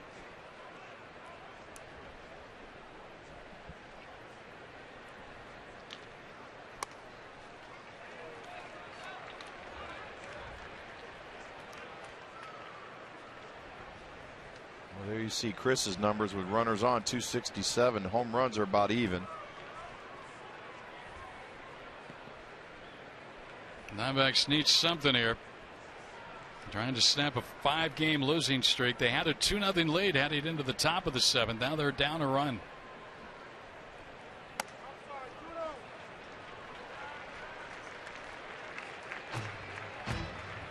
Well, let's see if this friendly competition that they have with each other, Latos and CY, see if CY can get the upper hand. He's up in the count, 2 balls and no strikes.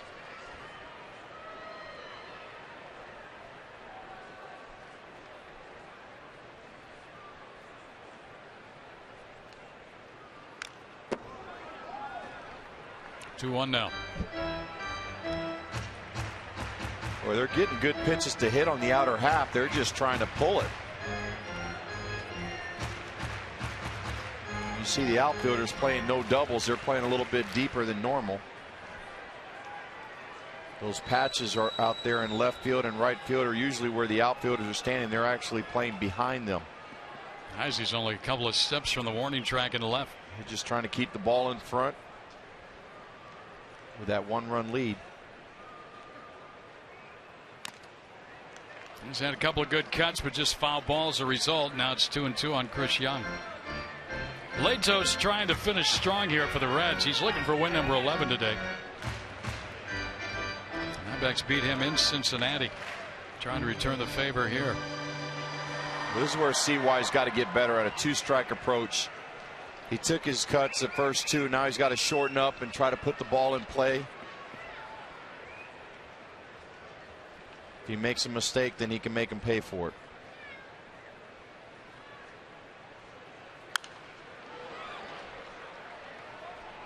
Latos throwing a lot of pitches in this ball game. Still out there. Well over 100.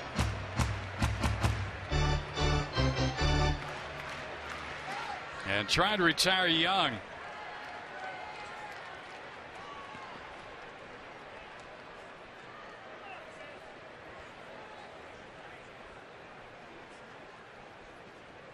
And a shot down to third, but look who was playing him perfectly. Frazier to first to retire the side. No runs, a hit. Man left. We'll head to the 8th. 3-2 Cincinnati.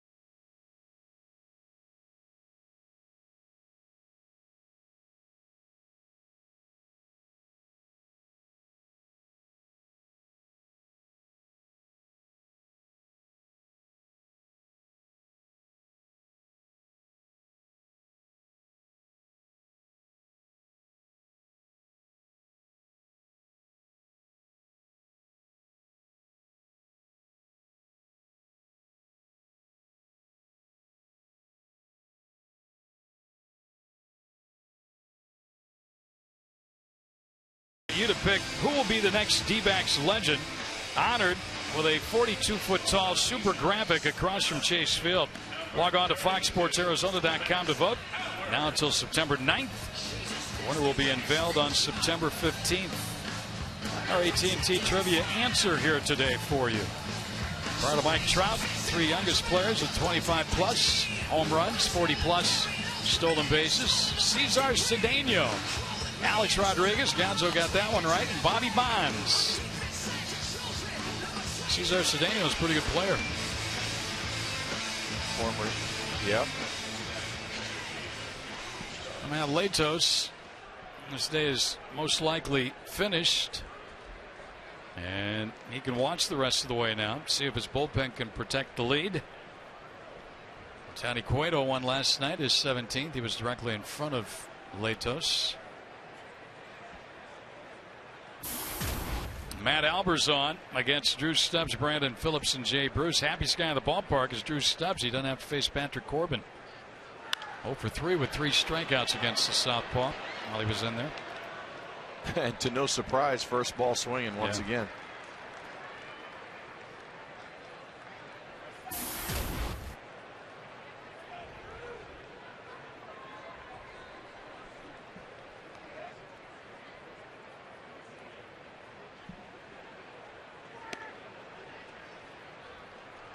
Ball 1 strike.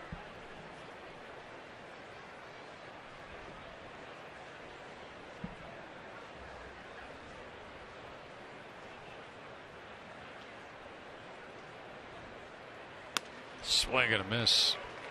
Albers has been impressive since he's been up here with the Diamondbacks. Acquired from Boston. He has held opponents scoreless in 9 of his 11 games. 1 earned run in 10 innings.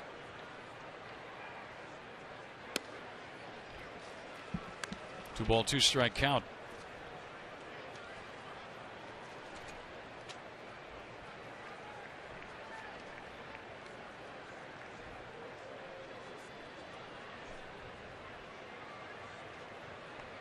Shook off a lot of pitches there.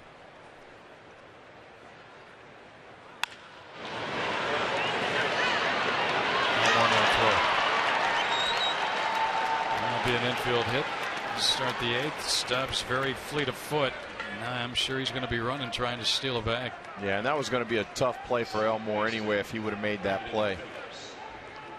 I don't think there would have been a play for Wheeler had he made that ball diving for it. Yeah, either way, I think he would have had a base hit. One of these young kids getting a lot of work before ball games. Yesterday, Matt Williams, who started as a shortstop, working with Elmore.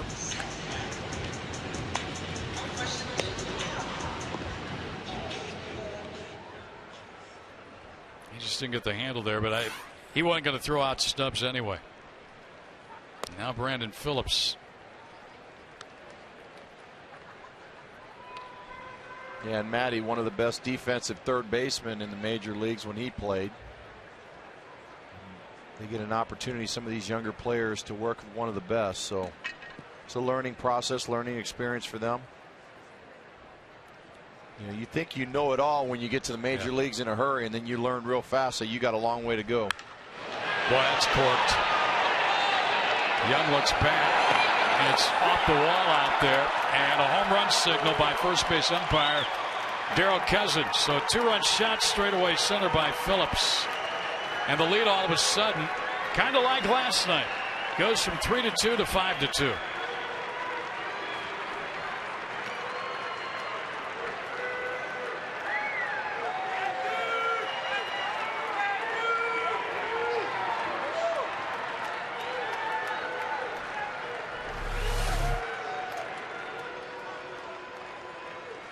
He got a fastball, started over the outer half and just came right down the middle of the part of the plate.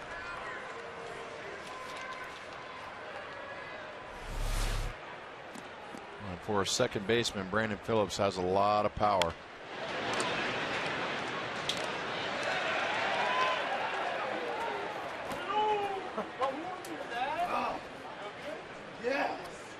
Oh, now the lead is 3 for Cincinnati. That's a huge mountain to climb for a Diamondback ball club right now that's having a lot of trouble scoring runs. 5 unanswered runs for the Reds.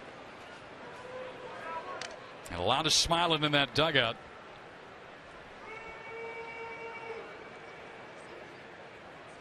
Well, when you're a team that's playing well like the Reds are, there is no urgency out there. Those guys know when they fall behind, they got a chance to come back.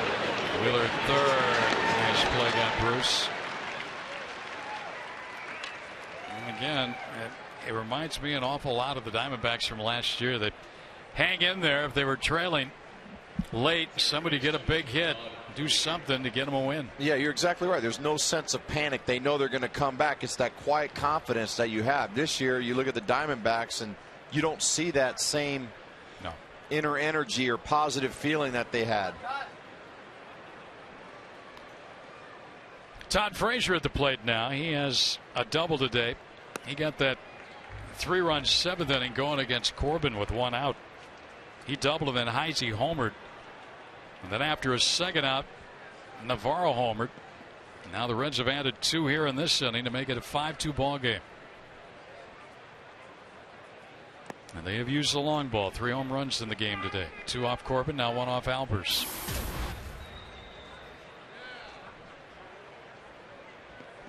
Diamondbacks in danger of going to 2-8 on this homestand.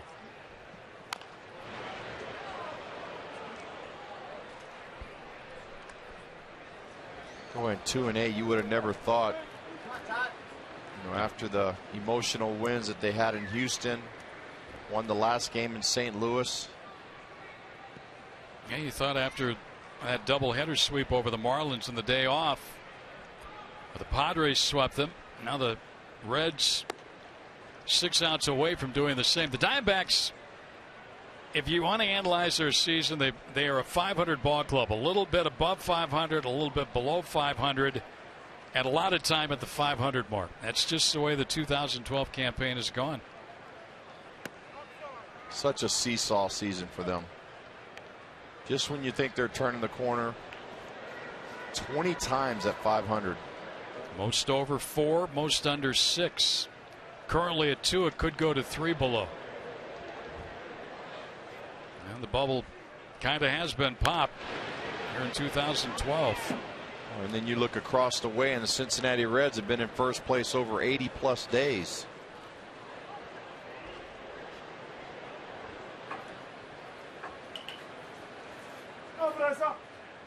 A very confident group right now with a big lead in their own division. 7 games over the second place Cardinals. Ground ball chopped to second. Frazier retired. Central standings, the Pirates are, well, it's not been going good for them. They have fallen to 9 back. They are no longer one of the leaders in the wild card. In fact, they're 4.5 back there.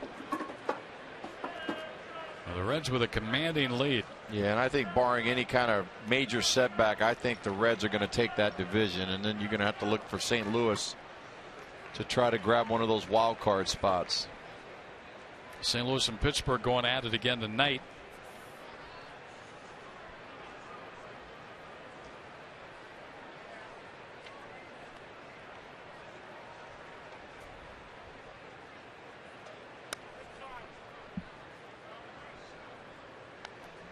Our Nissan textbook question: best team in baseball? Overwhelmingly, people think it's the Cincinnati Reds. Wow. Yankees second, Nationals, and then the Rangers. I would not have gone that way, but who do you think it is? I would have said the Rangers and then go with the Yankees right after. Washington's sliding a little bit right now. They've lost 5 straight. They were 29 games above 500. Yeah, and I think Washington's had to deal the last month and a half of listening to how many more starts their pitcher's going to have, and I think after a while that just starts to wear your team down, answering the same questions every single day. How many more starts is Strasburg going to have? And you start losing focus of going out there and winning games. I'll tell you where the Reds have really banged it up. They, with a win here today, would be 21-10 against the National League West. 35-23 in their own division, 17-11 against the East. They were below 500. Interleague play 7-8.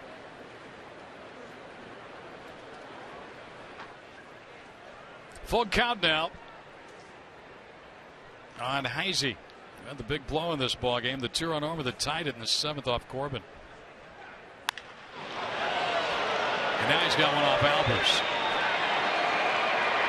Have a day, Chris HEISEY. 4th home run in the last 2 innings. And last 9 batters of this ball game for the Reds. How about that? 9 batters, 4 home runs, totaling 6 runs. These 2 now given up by Albers.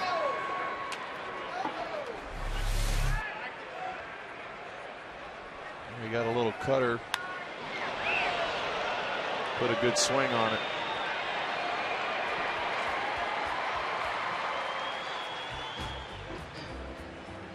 One took it away from the other, but they both had gloves. One just a row back. That made the difference.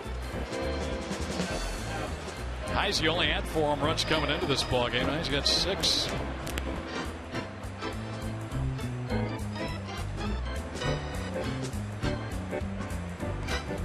Last year he had 18.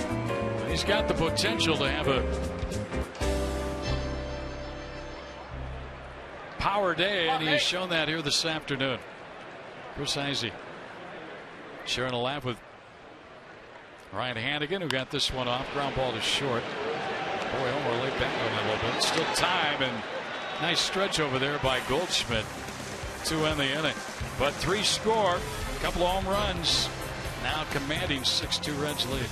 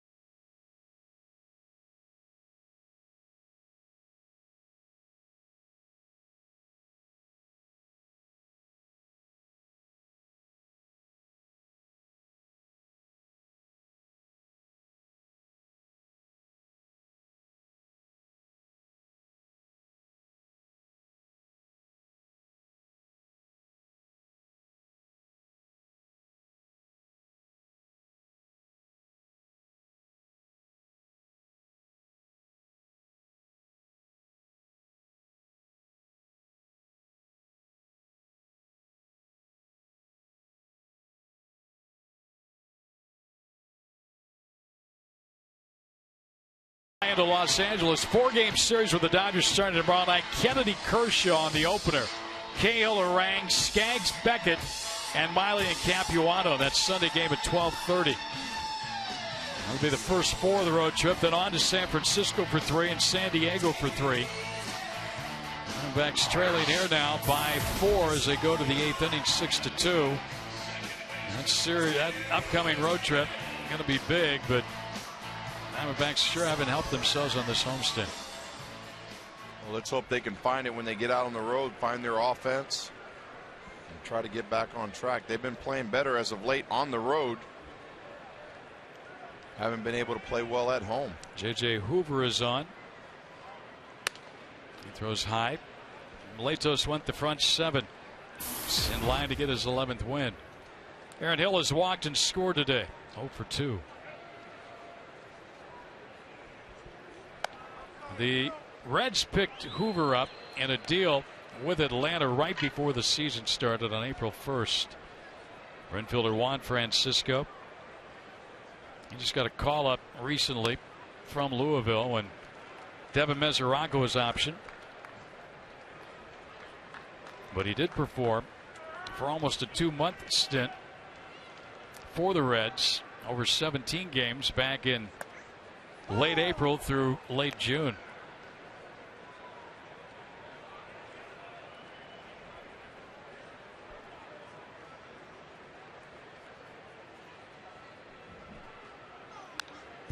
Fouls it back. Full count now. Oh, he's got the easy job. He's got a 6-2 lead. He's just got to throw strikes now.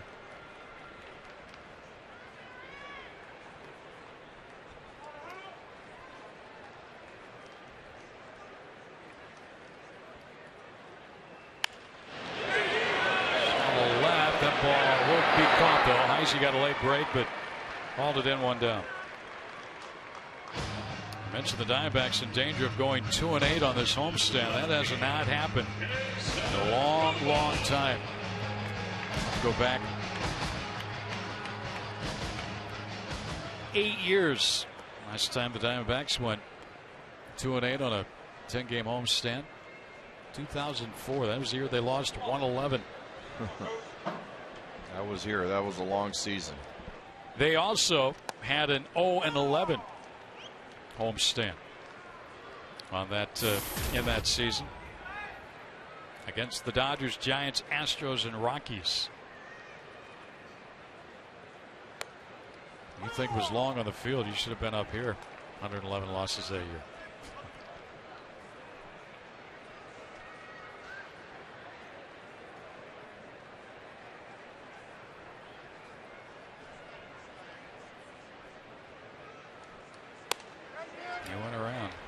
Kubel has had a rough afternoon, 0 for 4 with 3 strikeouts. Let's take a look at our tools of the trade presented by Ram Trucks. We're going to look at it. I think we're going to look at Chris Wheeler, Ryan Wheeler. Nice play there on the deflection. And a couple of nice plays today, charging that ball.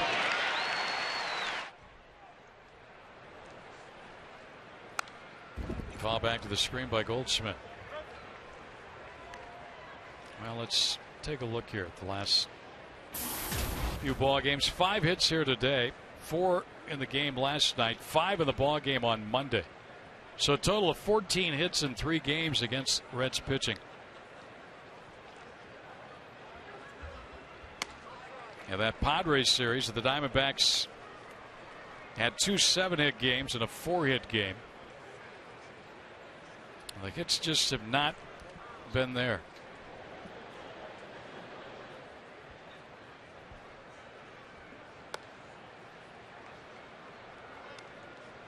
Well, you talk about the D-backs offense. They've only scored 13 runs in their last 6 games.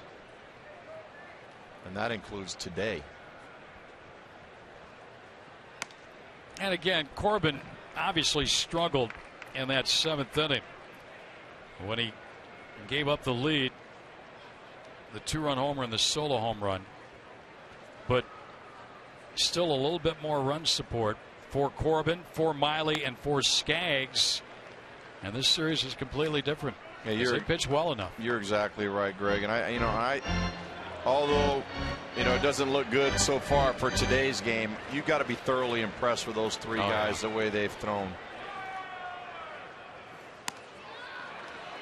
A pretty easy inning for Hoover with a couple of strikeouts. More frustration from Goldschmidt as he slams the helmet and the bat.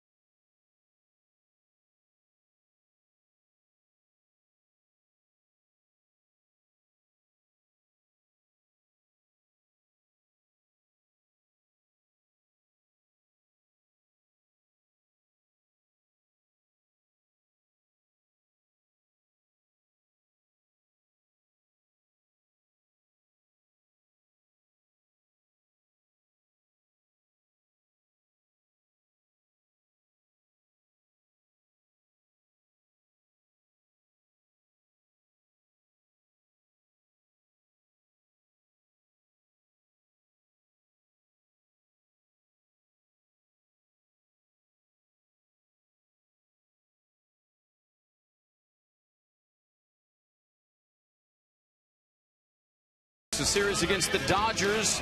LA in Colorado in the third inning. Hanley Ramirez, one of the newer Dodgers, takes Drew Pomeranz straight away center field. A 2-run blast. Right now, bottom of the ninth inning, Dodgers leading the Rockies by a score of 10-8. It has just gone final.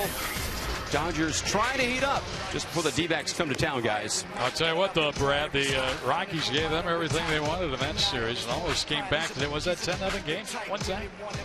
So, all right, Dodgers won their ball game. Giants against Houston again tonight. Barry Zito starting that one. Here it's a 6-2 ball game with the Diamondbacks trailing. So we go to the ninth, and Brian Shaw comes on. Albers worked an inning. Gave up 3 runs on 3 hits, 2 home runs, a 2-run shot, and a solo shot.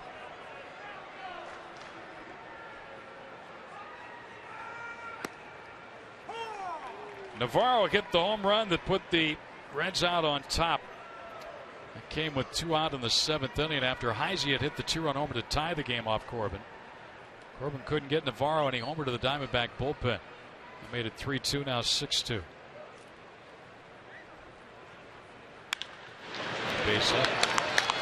There's another portion of the ball game, and this team for the Reds, it reminds me of last year with the Diamondbacks. You give one of the bench players an opportunity to play and start, and they come up with a 2 or 3 hit game, hit a home run, and do a couple other things. Yeah, they've got a nice mixture of guys coming off the bench. You don't miss a lot when you give one of those guys a day off. Xavier Paul's going to bat now. He hits for Hoover.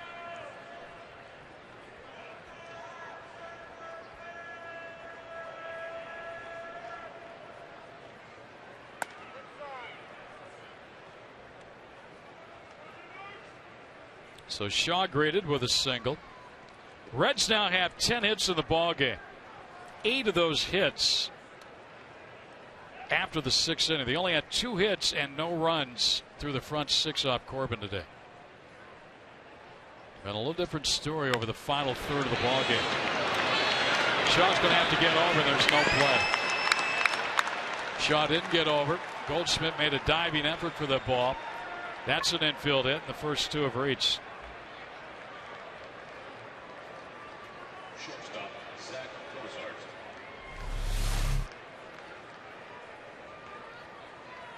Where you see Goldie diving for the ball. He tried to get back. Well, he knew Shaw wasn't getting over. We feel your pain there, sir. Yeah, it's 2 on, nobody out now for COZART.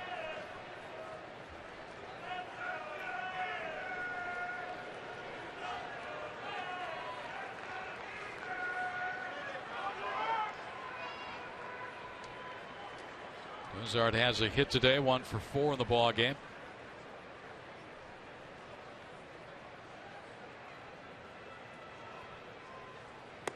Low and outside, ball 1. The Reno Aces season, they have about 7 games remaining on their schedule, and they're closing in on a good finish.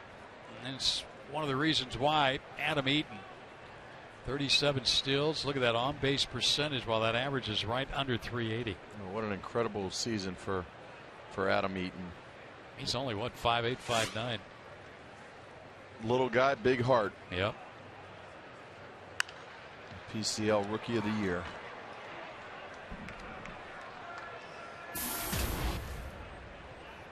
Now, that's just another feather in the cap for the Diamondbacks, because a couple years ago, that minor league system, there was nothing. Now they built it back up in a hurry, didn't they? Exactly.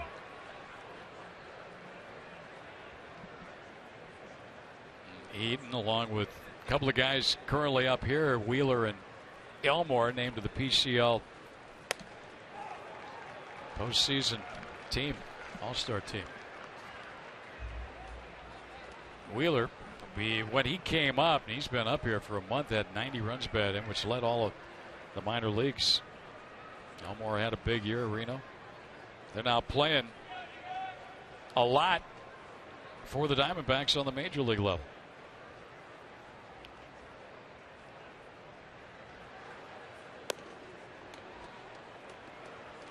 2-2 count on COZART.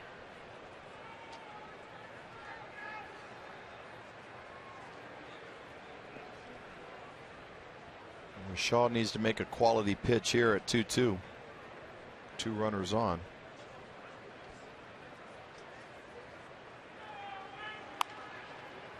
COZART fouls one. I don't think COZART knew where that ball was. He was looking the other way. Did you happen to see whom the Reds play next as we take a look at this next pitch? Here's the swing by COZART, and he's looking up, and the ball's down the first baseline foul.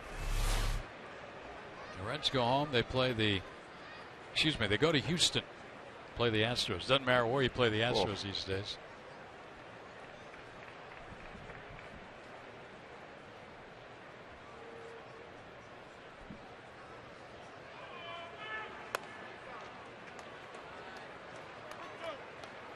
Shaw's first appearance back after a trip to Reno. He came in and he struck out the side, but has struggled a little bit since. And he's given up a couple of hits to start this 9th inning, and he's 3-2 on the hitter COZART. Back to the mound. They need to turn 2, and they will turn 2. 1-6-3.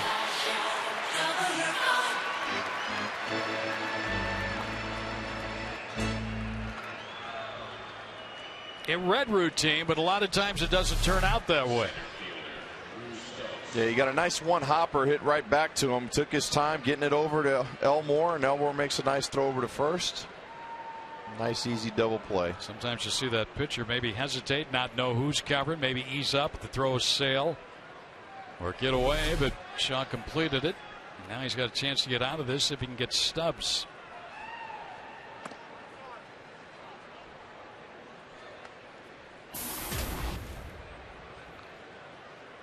2 outs here. Mike's going to have one last crack at it in the bottom of the 9th.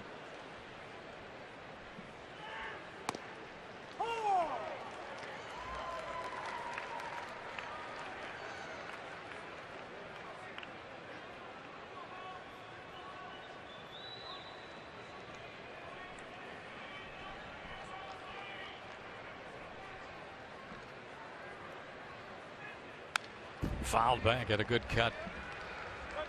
In the Cincinnati bullpen, Jose Arredondo gets up. Well, their big guys get a day off today. 4-run lead at the moment. Anybody gets on, though, they'll adjust. That is such a nice weapon to have down there, that bullpen the Reds possess with that guy. Aroldis Chapman especially closing it out. He went around. That inning's over. 4th time that Stubbs has struck out. And that's it for the Reds. They failed to score. Last chance for the D-backs, down 6-2.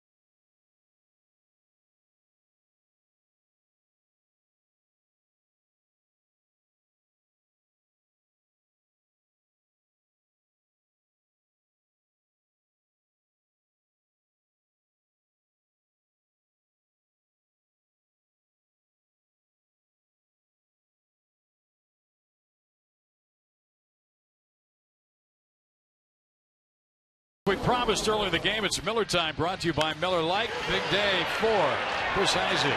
2-run homer, tied the ball game. That was in the 7th inning. Next time around against Matt Albers, he gets a solo blast. Numbers 5 and 6 on the year.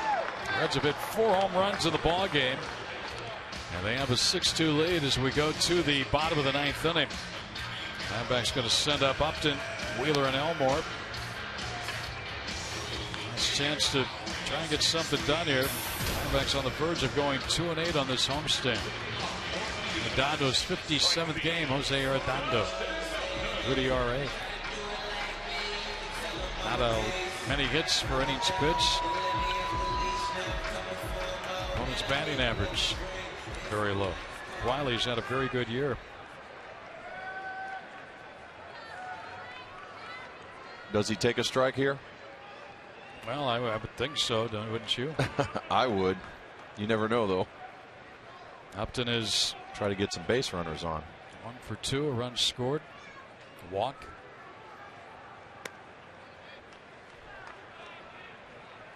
Didn't look like he was taken.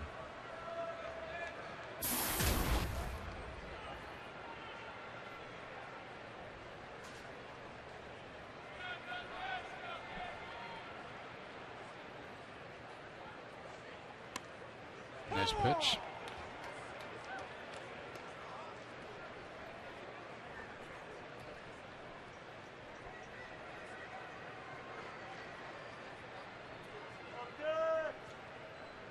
Well, I think the way this homestand's gone, these guys can't wait to get back out on the road. Well, and here's the thing. Diamondbacks with a loss here would be 4-13 over the last 17 home games, but in their last 16 road games, they've gone 10-6 through some tough stops. They got the toughest of the tough coming up now and in the division, especially the first 7 against the teams you're trailing. First the Dodgers and the Giants. Oh, and even if they would have went 500 at home, they'd still be making up some ground. The Dodgers with their win today got to 70 on the year. They're 70-61.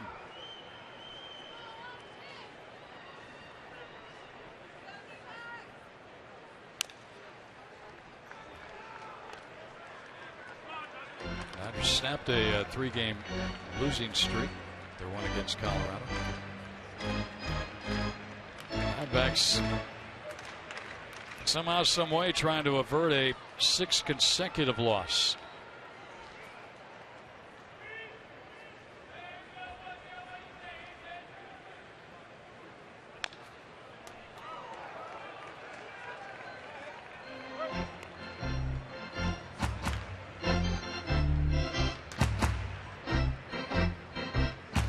A week ago today, the Diamondbacks played that day-night doubleheader and swept the Marlins. Yeah, and everybody was feeling pretty good about themselves when they left the ballpark that afternoon. Had the off day the next day, and then the losing streak came right behind it. So Justin's run the count full here to start this bottom of the 9th inning. Diamondbacks need base runners. They are a grand slam away. Wheeler next. Remember, they still have Montero on the bench today. He did not start. Parr is available. They've used Johnson. They also have John McDonald available.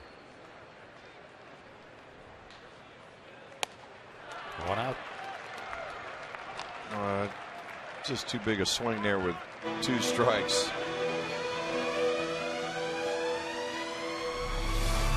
Here's a replay of the swing.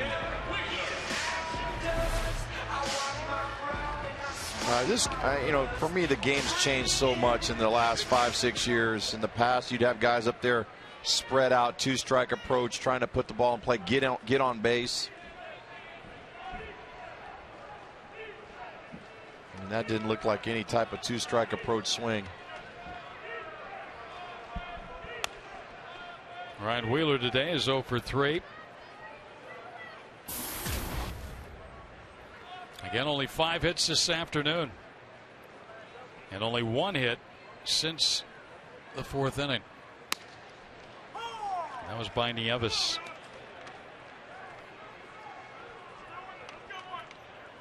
5 times in the 8 innings today, the Diamondbacks have been retired in order.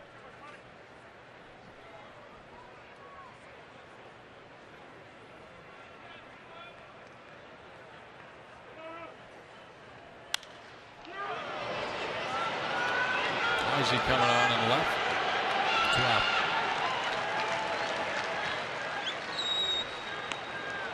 For some strange reason, Chapman is up in the bullpen.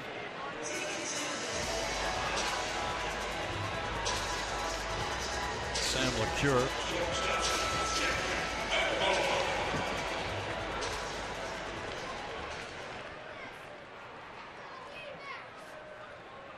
Jake Elmore, last chance for the Diamondbacks to keep this one going. He's got an RBI double, his first run batted into the big leagues. Looks at ball 1 low. So the next time Luis Gonzalez and I talk to you will be tomorrow night, Dodgers Stadium in Los Angeles. Look at the new look Dodgers as we have the first of 4. We'll get on play right field side. Again, the pitching matchup, Kennedy and Kershaw. And we'll be looking for win number 12, Kershaw for number 13.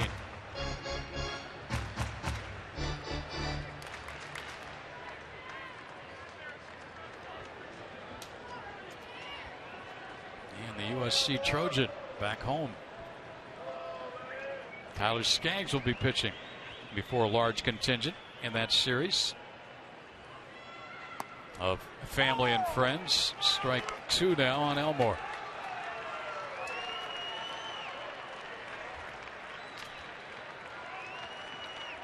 You got to be wondering what those guys are talking about right now.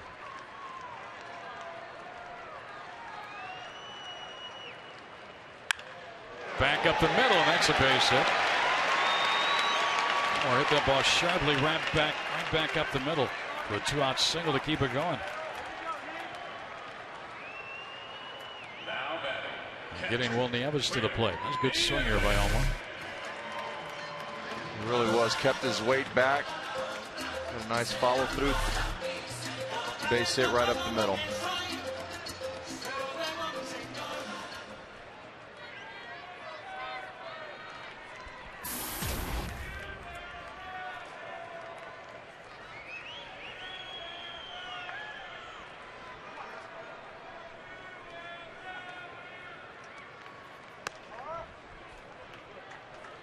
Want to know the count? Nieves got a base hit his last time up. Paro hoping to get into bat here.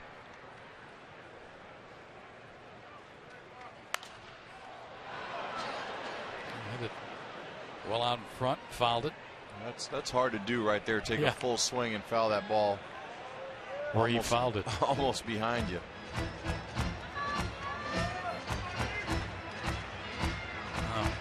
As we pan down, you'll see where that ball landed.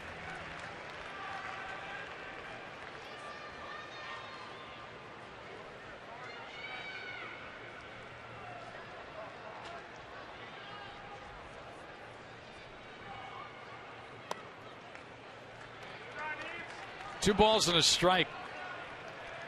It was an intentional walk today along with a hit. Montero got the day off. Miggy, I'm sure, is going to take a big workload on here on this next road trip.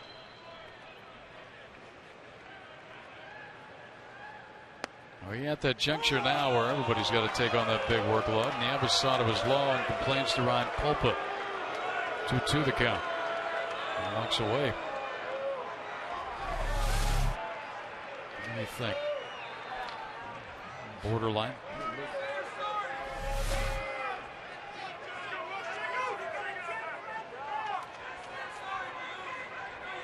Well, he better be swinging here after that last call. Ground ball to short. This should end it. COZART to second. The Reds complete the sweep. And the Diamondbacks end this homestand with a record of 2-8. Currently 9 games behind the Giants, pending the outcome of their ball game tonight. Tough one here. Pat Corbin through the front six, brilliant today. Was tagged for a 2-run homer by HEISEY to tie the ball game. Navarro put him ahead with a solo home run in that seventh. That makes Corbin a loser. Latos gets the win. Post-game show coming up next. For Luis Gonzalez, Brad Steinke, I'm Greg